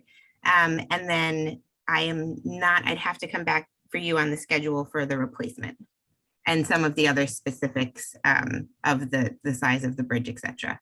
But it will be an accessible bridge and kind of come in at grade like you saw with the images I was trying to find. But I can come back with more on schedule. It will not impact the parking lot though. Okay, thank you. Billy? Hi, I have many questions and comments. I'll speak fast. One solution that Daniel was talking about would be maybe having a direct meeting, like a town hall meeting with DDC, with McFarland, who's the engineer from DDC, with the Parks Department rep, with Matthews Nielsen, the design team, and an open community where we can have real answers, real questions in real time from the actual team members and suggestions, and work it through that way. And in terms of about public health, air monitoring, it doesn't matter how many air monitors you have. If I think what happens is it's red on the contractor's watch. This whole construction project is huge and affects the health, and there should be third-party monitoring. So at the end of the day, and once a month, they get a report and said the air quality was terrible. How is that helping people? So you need to have a third party in there to tell the people what to do. There should be like health trucks or vans that come once a week to monitor people. You need third-party oversight on this project. These contractors are a little bit out of control. And the only park security we see are the people parked, that they're more like observing the park defenders team. Let's say they're parked in the middle of the mall on the ramp of the highway. And right now, another huge thing besides dust, which is also makes COVID much worse, the particulate matters in the air, the finer the dust. And right now the dirt, there was dust flying everywhere when they knocked the amphitheater down. There was no mitigation for that at all. There's dirt right now. What if there's a hurricane right now and there's no erosion control in place, which should have been done before the destruction? There's uncovered dirt everywhere. And heat is another huge factor. Heat is the #1 weather-related killer in New York City. So there has to be heat mitigation and heat this summer. If this Hamilton Street pool has to be open, there should Billy, be. if you want And to wrap up. maybe people get, yes, I have a huge list of mitigation that I would like to talk to with the team. Thank you, Thank Billy. you. I'm going to give the team a chance to respond. And then on stack will be Tonto, Dale, and CDR. Go ahead. That's Christine, that's Romero. Okay. Thanks, Billy, for your comments. I think if I know we have a 2-minute time limit now. You can always put your questions in through the inquiry tool and we can respond to them that way as well. There are other outlets for, a conversation. I could bring the beginning of your comments back as far as town hall. I would just like to say that we are in construction now. There was a long period of design. So as far as, we can certainly come back with more information on some of the design elements, but this is really focused on the construction. And again, we do present design items as well. But this is the construction portion, and there is information online about the design. Yeah, but we need in-person conversations, like everybody's been saying. Billy, know. I understand the in-person, but let her finish because we have a whole list of people who'd like to speak. I just wanted to say that there is erosion control on site, and there will continue to be more erosion control installed. And then I think I've answered the questions about the air monitoring, but we will certainly take everything back to the team as well. Let me just add Desiree for the next meeting and perhaps going forward, because there are many opportunities to ask questions or provide comments outside of just a community board meeting. There's a website, and there are CCLs, which I think really need to step in here to sort of absorb some of these questions, because there are many portals that can handle that. But let me go to Tonto next, and then Dale and CDR. Okay, Christine. Okay, my name is Tonto. The thing is with the dust controls, I've been out by the path by the Corliss Park, Corliss Hook Piers. A lot of times I never seen them use water and everything like that. I gave complaints to the DVP and everything like that, but they come in like different hours of the days. But I told the supervisors over there to use water in it, but they don't. But there's a lot of dust. I got videos of it and everything like that. And the other thing is the path still have no lights. The lights only have halfway. And the other thing is the passageway, passage grass. Looks like they did like a little pool, because now it's like an ice skating ring on there, because it's there's ice in the middle now. So the water stay in the middle. So could you fix that before anything goes on? That somebody's going to get hurt with a whole bunch of water there and ice later. That's Sure. it. Okay, great. Thanks, Tonto. I didn't want to cut you off if you had more to say. We are coordinating the opening of the passive lawn space with Park, so we will talk to them about the potential ponding that's down there. The lighting, we did receive a comment on that as well, and we are looking into that. There were some temporary lights put in, is my understanding, and they are in coordination with to facilitate some more additional lights all the way down to the ferry landing. And I will check in with the dust mitigation. It is my understanding that the dust mitigation is ongoing on the site for the construction, but I will certainly bring that back to the construction team. Okay.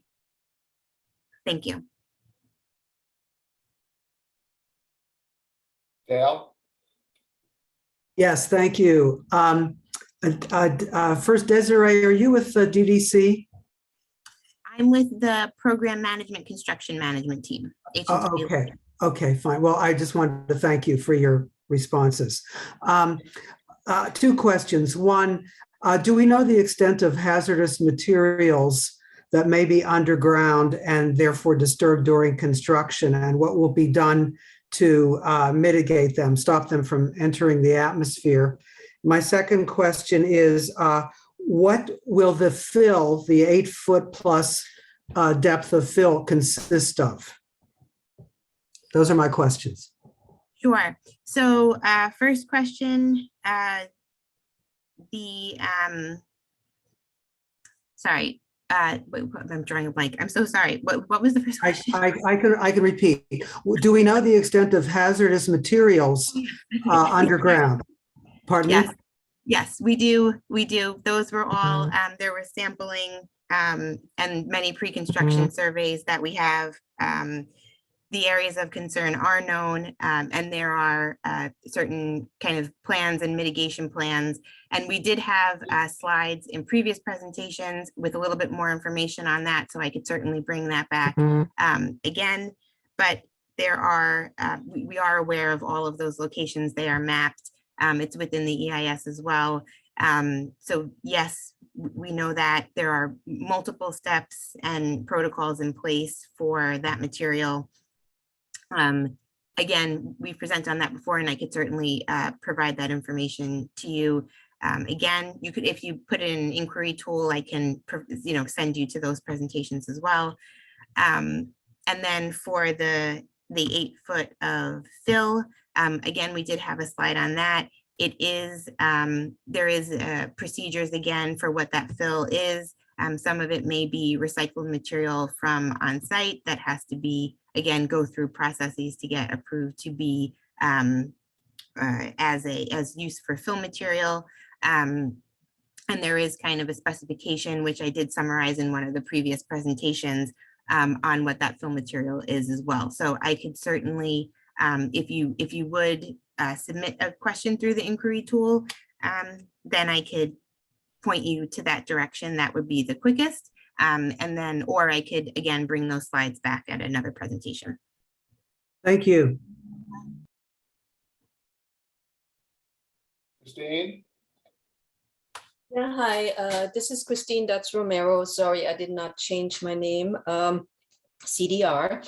And first of all, I want to acknowledge and thank DDC and the team for thinking, for hearing our comments about all the concerns we had with the shared use greenway and coming up with a workaround, so to speak, of just doing it in sections and providing that space, the cobblestone space as a way for still having access. So I just want to acknowledge that this is really something where I feel DDC listened to our concern and actually came up with a workaround. So thank you for that. My question tonight is really about the Con Edison work. I just really want to understand why Con Edison came up with the urgency of doing this work now. I'm not questioning that it shouldn't happen, but if you recall, the electrostatic pipeline was moved in the early 2000s because it was running under the promenade, and it was moved to the service road.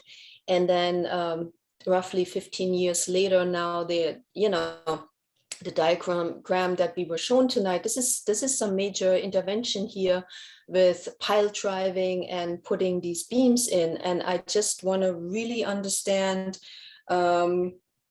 why, what has changed, why Con Edison now feels that is really necessary, and why wasn't that done 15 years ago?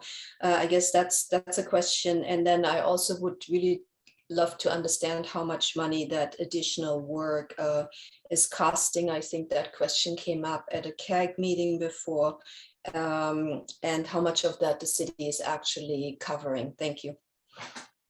Great. Thank you, Christine, and thank you. Again, we do really try to listen to what the community concerns are and incorporate them as best as we can. So thank you for acknowledging that. It is really appreciated.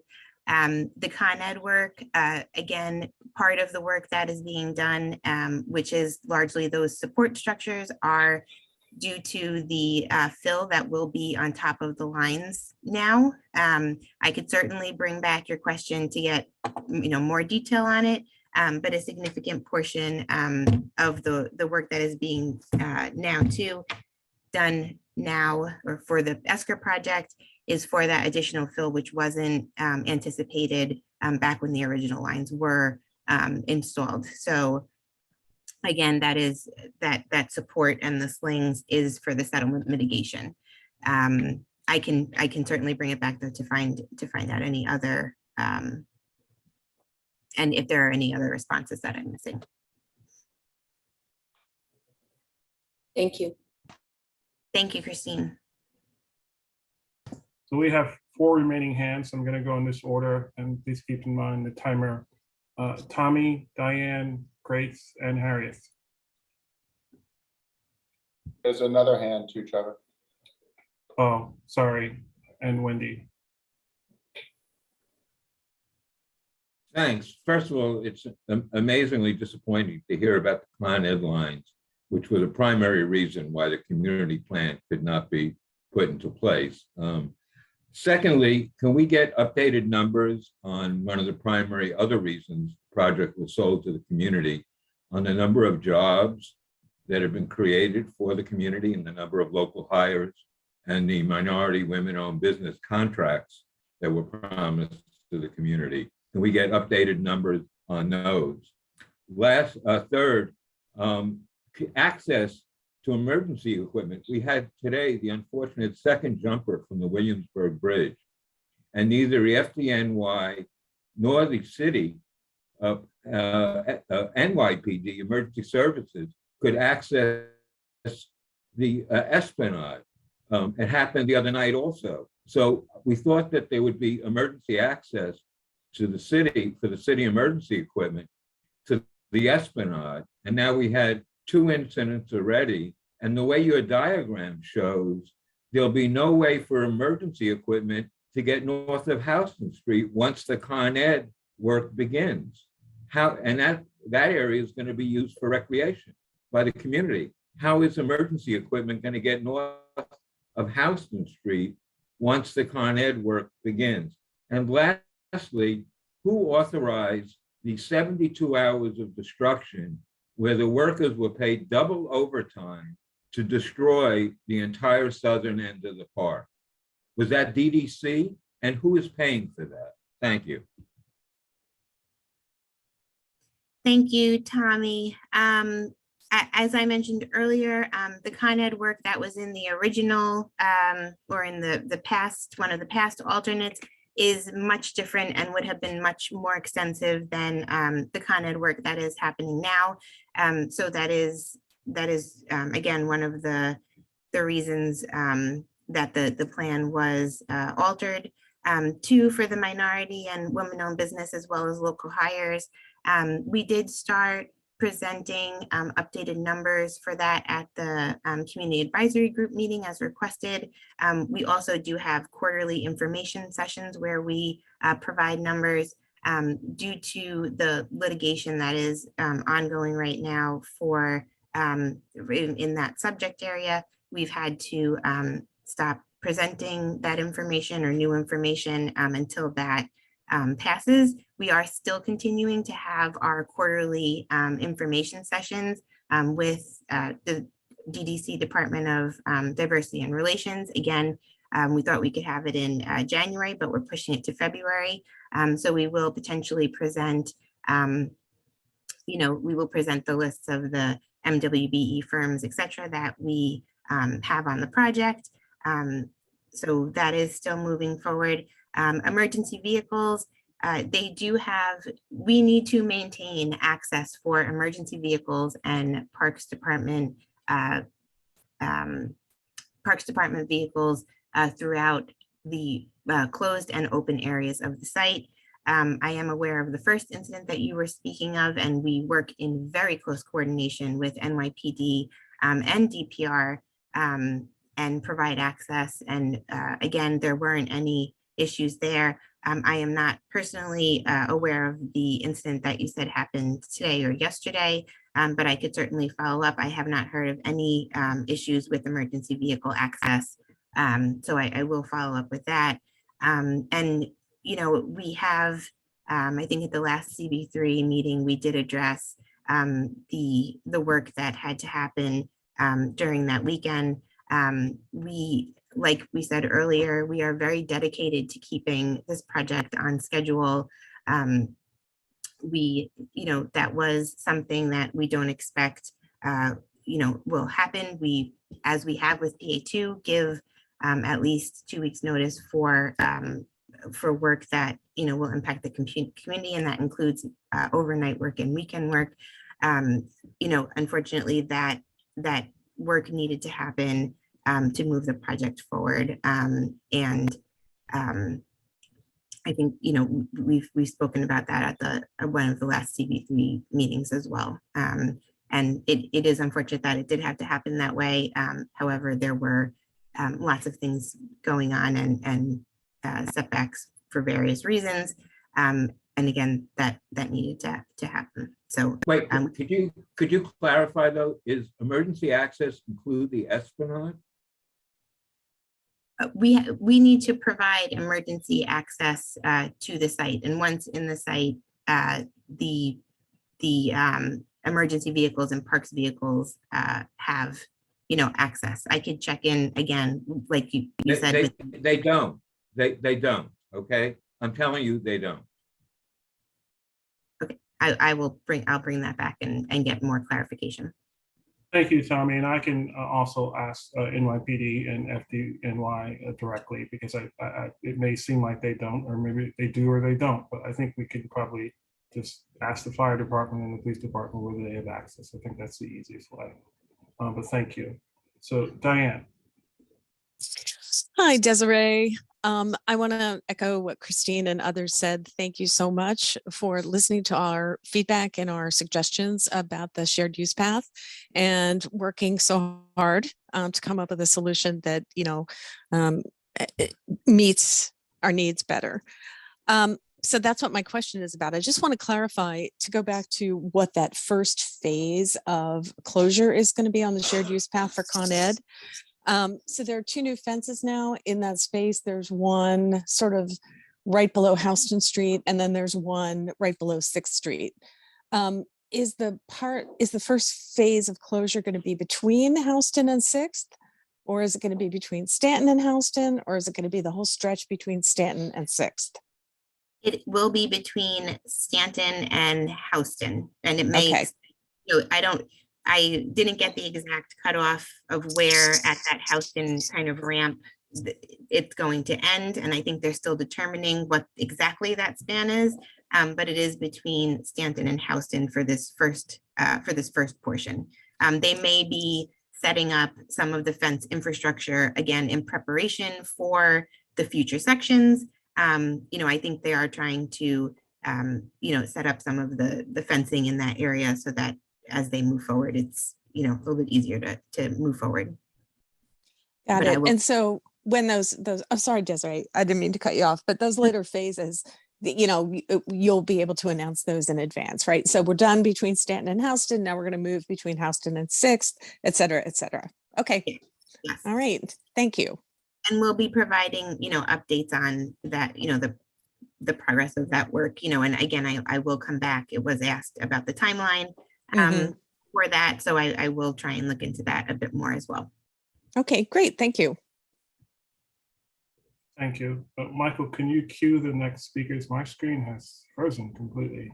Oh, sure. So next is going to be Grace, and then Harriet, and then we're going to wrap it up with Wendy. And Desiree, can you do me a favor? Because I can't really manipulate stuff and run the Zoom. Can you send me the link to the inquiry tool in the chat, and then I can send it out to everybody in the meeting because people are asking for it. Oh, yes, sure, of course. Thank you very much. All right, Grace, you're up. Hi, I just wanted to echo again the concerns about air monitoring, and I had a few recommendations that I hope you'll consider. Just in the fact sheet, this probably is already happening, but just to make sure that you disclose all the contaminants that have been found in the soil. We want to know if there are VOCs, we want to know if there are heavy metals, and in what types of concentrations, and in which locations where the hot spots are. So that's one thing that I think is really important in terms of transparency. Also with, with the air monitoring on a daily basis, if you're doing daily air monitoring, I think that you should really consider sharing data on a more regular, transparent basis. I think quarterly and monthly and quarterly is probably too few times to be sharing the data. I would recommend even a daily update if you're not doing it in zones that are particularly dangerous. If you are doing work around hotspots, then I would recommend that all of that data is shared on a daily basis so the community understands and can see all of the, what kind of, what is coming through the air monitors. And then finally, another thing that I think that a lot of the community members have said is that they want to have more communication around some of this work. And I would just recommend that when you are doing work around hot zones or those areas that are identified as places with a lot of maybe heavy metals or other things in soil, that the neighboring community is alerted at least 7 days in advance to that work. And there's, some open communication. So that's either like an email going out to tenant leaders, flyers and buildings, so that the neighbors around that area understand that there is potentially hazardous work in those areas. Yep, and that's it. Thanks. Thank you, Grace. So to answer answer all of your questions. The data is available to the public. It was published in the EIS that I could send you the link in the chat to the EIS page. And I could follow up with more specific locations of where some of that information can be found, but that is available, publicly available. The reporting on a daily basis, that is something that has come up in the past, and we have again brought that back, and we did kind of, again, we were doing quarterly and we are now providing monthly. I will certainly bring that back to the larger teams that that has been requested again. As of now, that is not something that we are doing, but again, I will certainly bring that back. And then as far as the alerting the community when we are in, again, kind of hot zones or hot areas, it hasn't come up yet. So I will certainly bring that back and see how we could work through that. But again, all the mapping is online. So thank you for your comments and suggestions. Thank you. Michael, I think I see Harriet. Yeah, Harriet and then Wendy. Harriet? Hi, sorry, I was muted. I have both a comment and a question. My comment is that I think there's quite a discrepancy between what the DDC bulletins and presentations explain and what's actually happening on the ground. And this discrepancy is really a big deal. While you say something about grubbing and removals, all of a sudden the community is blindsided by all day and all night, trees being chopped down and a lot of noise. And this just doesn't seem to really relate to what you've put in these bulletins. The IPC was trying to take down 15 trees, London Plains, outside of the southern part of the park. So it seemed like that wasn't really scheduled to happen and they were just doing it anyway. And community members asked them what they were doing and they stopped. The dust mitigation doesn't really seem to resemble what you're talking about. You see one guy with a little hose who's kind of like vaguely spraying a pile of mulch. The trees, the transplanting never happened. Everything was just raised and then mulched, and there are piles of mulch that sometimes are sitting there fuming. And then for Desiree, I just want to say that bulldozing the ground is not superficial. There's like really intense bulldozing happening right at Houston Street at that fence that does not look like it's, just kind of scraping the surface. There are no tarps anywhere. And I guess the last part of my comment is that to you, this is trivial that 400 trees were killed in a 2-week period, but to a lot of the residents in this neighborhood, it wasn't trivial at all. And they were very upset and they were screaming at the workers. And in a lot of ways, this is traumatic and feels, sort of almost sinful. If you want to wrap up really quickly. Yep. Okay. So my question is, what does phasing mean? Can you define phasing? Are you going to start something and finish it and then start something else and finish it? Or what exactly does your definition of phasing mean? All right. Thank you, Harriet. Desiree? Thanks, Harriet. So I will, we have received quite a few comments on the kind of the dust mitigation. So I will definitely check back with that.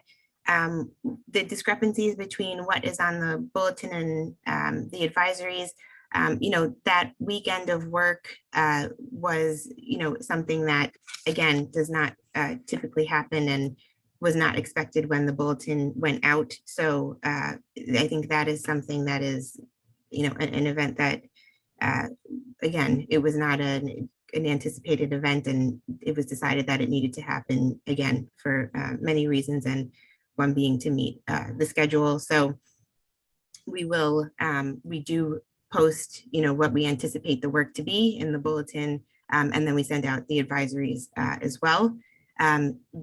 The areas that are closed, I guess there's two as far as phasing is concerned. There are kind of two major overall phases because of the way the park is split. It's kind of in half and half, but there are many sub phases and sub sections of the construction project.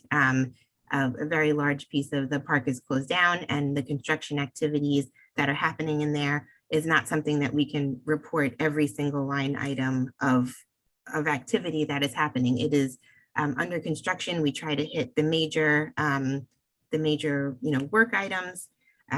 So again, the bulletin and the advisory really is for the items that, again, will affect the community and give an overall of what's happening in the project. The tree removals, there is a master plan for the tree removals. All of the trees, which again, I'm sure you know, and I understand that it is very upsetting on multiple levels. But the trees will be removed in the park for the construction of this flood protection. It is extremely important that the flood protection construction move forward in a timely manner. We work with the Parks Department on what trees are approved for removal. And there are times when we have trees that are approved for removal, and then the contractor decides he does not need to remove the trees at that moment. So the contractor will not remove trees that are not approved by parks to be removed. And if Mark is online, he could certainly talk to that. So the contractor knows what trees are removed. We have inspectors on site as well that know what trees need to be removed. And that is the direction that the contractor moves forward in. As far as transplanting goes, again, that would be a question for Mark and Parks. We did receive many comments about salvaging of material and transplanting of certain materials, and there were many factors.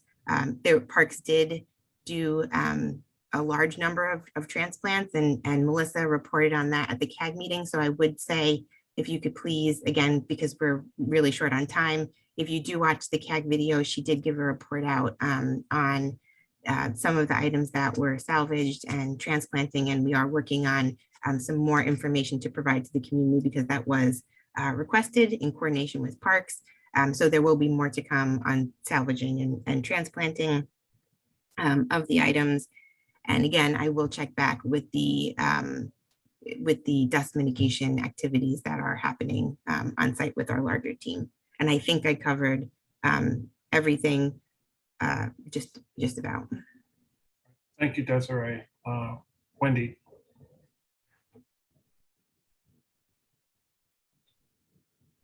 Hi, hello. I'd like to answer Grace's question first. There's a shortcut to those maps of where the toxics are on eastriverparkaction.org/soil-foil. Wendy, I'm going to say the this. report. Excuse Wendy, me. I'm going to Sorry, pause you don't I for get 1 2 second. minutes? You're going to have 2 minutes. I've never cut you off with your 2 minutes, but I just want to make sure we're referring to documents that are provided by the city. I think that's Absolutely. critical. It links right to the city's documents. The city has taken them offline from where I had them originally, and I've stuck them in a Google Doc, but they're the same exact documents. You can see them. We've also put up air quality sensors. They've been up since June. And if you can, they're on the sidebar of that website. In fact, today was it beyond the limit, that permissible emissions limit as a background. So we already have found out that the workers will continue even when it's the background, the normal air is above the limit. But all of us need to protect ourselves. And I would like to ask again, if there can be some small message in those weekly reports to let people know that live nearby during working hours to close their windows. Now, we saw the map of where the trucks are going around the neighborhood, but how do they get to Montgomery Street? That was my specific question at the CAG meeting. How do the trucks get to Montgomery Street? That's the only gate in. So one barge is 58 truck trips. And a truck trip is there and back through the neighborhood. So that's quite a reality for our community. And we'd like more information about it. I'd like to see air monitoring done at the Montgomery Gate, where you have so many workers' cars going in and out. What kind of backup is there? I also want to say that the road to the ferry is should also be considered mitigation, just like the north part of the park. It's open and being used. And I very much dislike that chain link fencing has been put up along the waterway. So no longer do we have an unobstructed view of the river, even right there in most of it. So please make those spaces more usable to the people who live in this community. We don't have much anymore, but please, it's open. Please let us use it. All right, thank you, Wendy. It's safe. Thank you, Wendy. Thank you, Wendy. I will take your responses or your questions and comments back. I did send Michael the link to the inquiry tool. I think many were requesting that, and I did send the link to the EIS postings, which is also on the website as well. Trevor, we have a late hand. Okay, we're going to wrap it up after Kim. Thank you. I have a question about heat mitigation, if anything is going to be done about that with the lack of trees in the summer. According to city data, treeless areas can be up to 31 degrees hotter, which obviously is like a deadly factor. If it's 90, 95 degrees on the Lower East Side, add 30 degrees to that, that's just untenable. So, you know, what is the thought on this? Thanks, Kim. I do not have a response for that, so I will take that back and see if I can come back next month with more information on heat mitigation. Thank you. I will add to that, Kim, and perhaps we can get this in next month or the month after, that there is a plan to plant a number of trees. Originally, the total was 1,000 within our district. But that doesn't have the tree cover that, you know, that will be. No, it will not. Right, it will not. It's just that you just reminded me we need to bring that team back to talk about that particular effort. But thank you. I'm just that you reminded me about something we haven't heard back from in quite some time. So thank you. I don't see any other hands, and it is now 9:08. So we're going to thank the team for being here. We anticipate that they will be here next month. I'm really trying to figure out ways we can make this more efficient, and as Daniel has said, to sort of make this more of an input session, but I don't know the solution for that right now, other than having 4 or 5 meetings every single month. But if anyone has any suggestions, we welcome that. But thanks to the team for presenting. And if anyone has any more questions, feel free to use that inquiry tool that's in the chat. No, Trevor, I think that the 2 minutes is about what you can do. This is a very complex situation with a lot of different issues. And I think in terms of the community board, you're doing a good job in that everyone has a chance to ask their questions that, you know, I don't think anybody, I think that, you know, the job that's being done is the best job that can be done, and keep things transparent and keep things community where the community can respond. I don't know what can be done any better. Yeah. I think also one of the challenges, Trevor, is that, you know, and this is no one's fault, and I don't want people to take this the wrong way, but, you know, as people learn, you know, a lot of people still didn't know this was happening, even though it's been in the press and there's been years of meetings over it. So, you know, there's always new people that come to these meetings, as well as the regulars that come to the meetings. And sometimes they bring up questions that, you know, we all know have been answered 20 times before, but people don't. And I think that, you know, to Desiree's credit, she's doing a good job of just saying, hey, you know, this has already been covered and you can find it here in this presentation, you know, rather than constantly answer the same question that's been answered numerous times already. So, I mean, obviously it's, you know, it seems a little rude to just say, hey, that's been answered already, you know, look at this. You know what, I apologize. One other thing, Desiree, this is going to be on the website of what is it, DDC or whatever. You can Google ESCR, and this presentation will be on the website by what, 2 days from now? This presentation is actually on the community board website. Michael, it's Already? the day after? No, the day after. Yeah, the day after. Tomorrow it'll be posted by tomorrow. Okay. Yeah, I just think that's another important point to say to people is that the PowerPoint presentation will be available, you know, in a day or two. Yeah, and I will say, again, we do get inquiries in, and, you know, we try to address some of those as well before a community board meeting happens. So I can, you know, if you submit your questions in the inquiry tool before the meeting, I could try to get that information before the meeting. I know some of it is reactionary for what we present. But if you do have questions before a meeting, I could certainly try to incorporate them before, you know, while we're putting the presentation together. And that's what we really try to do. Again, we try to put upcoming work, questions that have been asked, and then, you know, other items. Okay, thank you. Before we close it out, I see David. David, if you want to speak. Yeah, I'm basically going to put together what Michael said and what Desiree just said. I think you should have people who have questions that aren't particular to the presentation, send it in. And then therefore she can have the responses that she needs. Or you can peg the person, we answered it.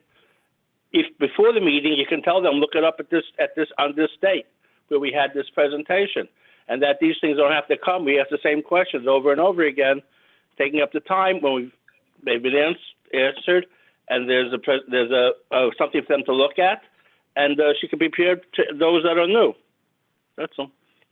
I think we might get complaints that way. I think that tonight was a pretty good night for the complexity, and I think that people should feel like they can come to the community board. I'm not saying they can't. I'm sorry. Questions. You know. I'm not saying they can't come, but people who have questions that are not particular to the presentation could ask them beforehand and get their, and many of the questions that we've already answered. Okay, I'll agree with you. Okay. All right, thank you. Kay? I'll mark that down. I what Val said, I hear you, David, but first of all, this thing has been really hard, really hard, and we have to listen. That's our job, you know, is to listen. And sometimes people come with things we didn't think about, because people who live in an area really do know it. And that goes on all ends of this, you know, that all pieces of it. I think we are trying to, it's here, it's been done, and people are upset all the way around. Took too long, not happening fast enough. So the least we can do is to listen, and people do have good things to say and information. So I think Desiree is very clear on that.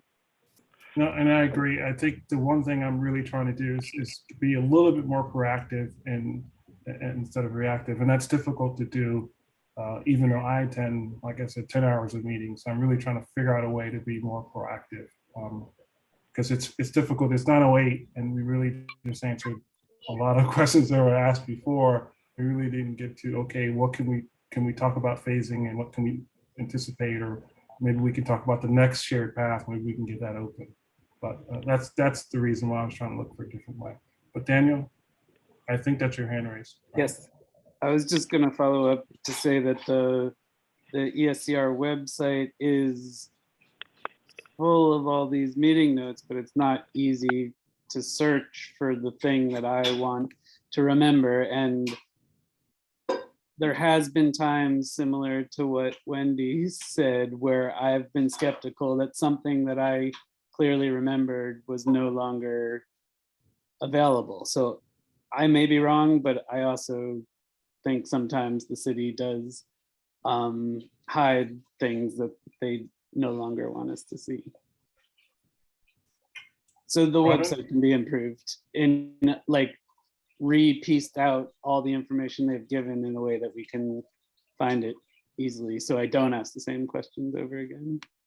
Okay, we're going to end this with Robin. We were doing pretty good on time, so we'll end this with Robin, and then we're going to do a roll call. So Robin. I just want to say something that's obvious, which is a project of this size probably, should have more than just a monthly meeting with the community board when we're trying to take care of other issues. It's not the only thing we're doing. So, everyone keeps saying, including DDC, this is an unusual project, and they've never had this before of anything of this size and magnitude. So, here we are trying to solve everything, get all this information once a month in 45 minutes, so maybe that's something that needs to be rethought of how this project is presented to the community. And if it means, I don't know what that means, more meetings, but another way. And something I keep talking about, and I know Desiree, you're doing a great job at this, is, if this is an interagency project, where are your partners in this? Where's the Parks Department to be here, except for Mark as a manager or administrator, to to report on all these details about the project. His job is to run the parks, but not to manage the project that's taking place in his park. That's all I have to say. Thank you. Thank you. Let's do this. Ryan, you're going to handle two duties. You're going to ask your question, I just wanted to. Then you're going to take roll call. Okay, good. I will. But one thing I just want to say was, I did hear Trevor say earlier, is there some way that the community liaisons can take on some of the burden? Because I do feel like a lot of it is coming to community board, but we don't really have the setup to satisfy, the kind of dialogue that I think a lot of people are interested in. So I do think it's a good idea to be thinking about how the community liaisons, there are other ways of getting into the dialogue, because as we go through this complex project, it just doesn't seem like we're totally set up to handle. This can be one way of having the dialogue, but there need to be some other kinds of ways too. I think that's what everybody's responding to. Yeah, Thank you. I know I have to do roll call, but I just want to add to that. Our CCLs are definitely, again, playing that role in the community. They will be out there more often. They are still very new to this very complex project. So I will please ask that in the beginning, Sonia just started a couple of weeks ago, right before the holidays, and Joyce started a few months before, 2 months before that. So we are working to answer the inquiries, and if you call them, they will not have all the answers that you want. These are the questions that, Desiree, can I just say that there are many times this evening, and this happens many other times, that I just go, I can't believe how much you are holding on to and how much you actually are able to answer questions. And so we need, for there to be more of you too. Yeah. And also it's important that people have this conversation in public. I do want to stress that because of the mistrust, some of it well-founded, to be perfectly honest. Yeah, And the storefront that we talked about, it having a has to- storefront office, where's that? A trailer in the park. Here we are. I don't think we want to, I didn't mean Right, to. yeah. Yeah. But people are mistrustful, and public is a big difference. It's really different to get to say what you're thinking and what your questions are in public. And I think, let me just go back. I think one of the important things too is that you go to Baruch, Lillian Wall, Jacob Reese. That's who is mostly infected, low income folks of color.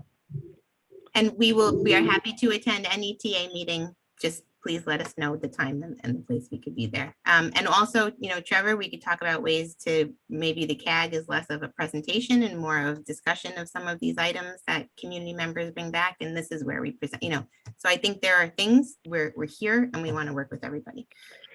Thank you. If Ryan, maybe you could use 311 as a conduit to, if they get a dedicated service or something, they have it for other things as well. Use 311 as a purpose for this purpose. Well, they have something better than 311. There's actually a phone number and an email for a person who's going to be directly responsible. But people know 311. They may not know the contacts that she has. That's a good point. But those two CCLs are going to be thrown off the deep end pretty soon. We're going to welcome them, but they're in for something else, let me tell you. But on that note, if Ryan, you want to roll call us out for the final adjournment of this meeting and attendance. Troy Velez. Josephine Velez. Yes. Daniel Tano. Yes. Robin Chattel. Yes. Michael Marino. Yes. Valentina Jones. Yes. Carlin Chan. Yes. Yaron Altman. Yes. David Adams. You're here, David. No. Ryan Gillum, yes. Kay Webster. Yes. Trevor Holland. Yes. Thanks, Is everyone. that it? Is that it? Thanks, everyone. Have a good night. and, Thank you, we'll see you. Trevor. Good night. Thank you. Stay Thank you, warm. Trevor. Thanks, Desiree. Thank Trevor. you. Thank you, everyone. Thank you all.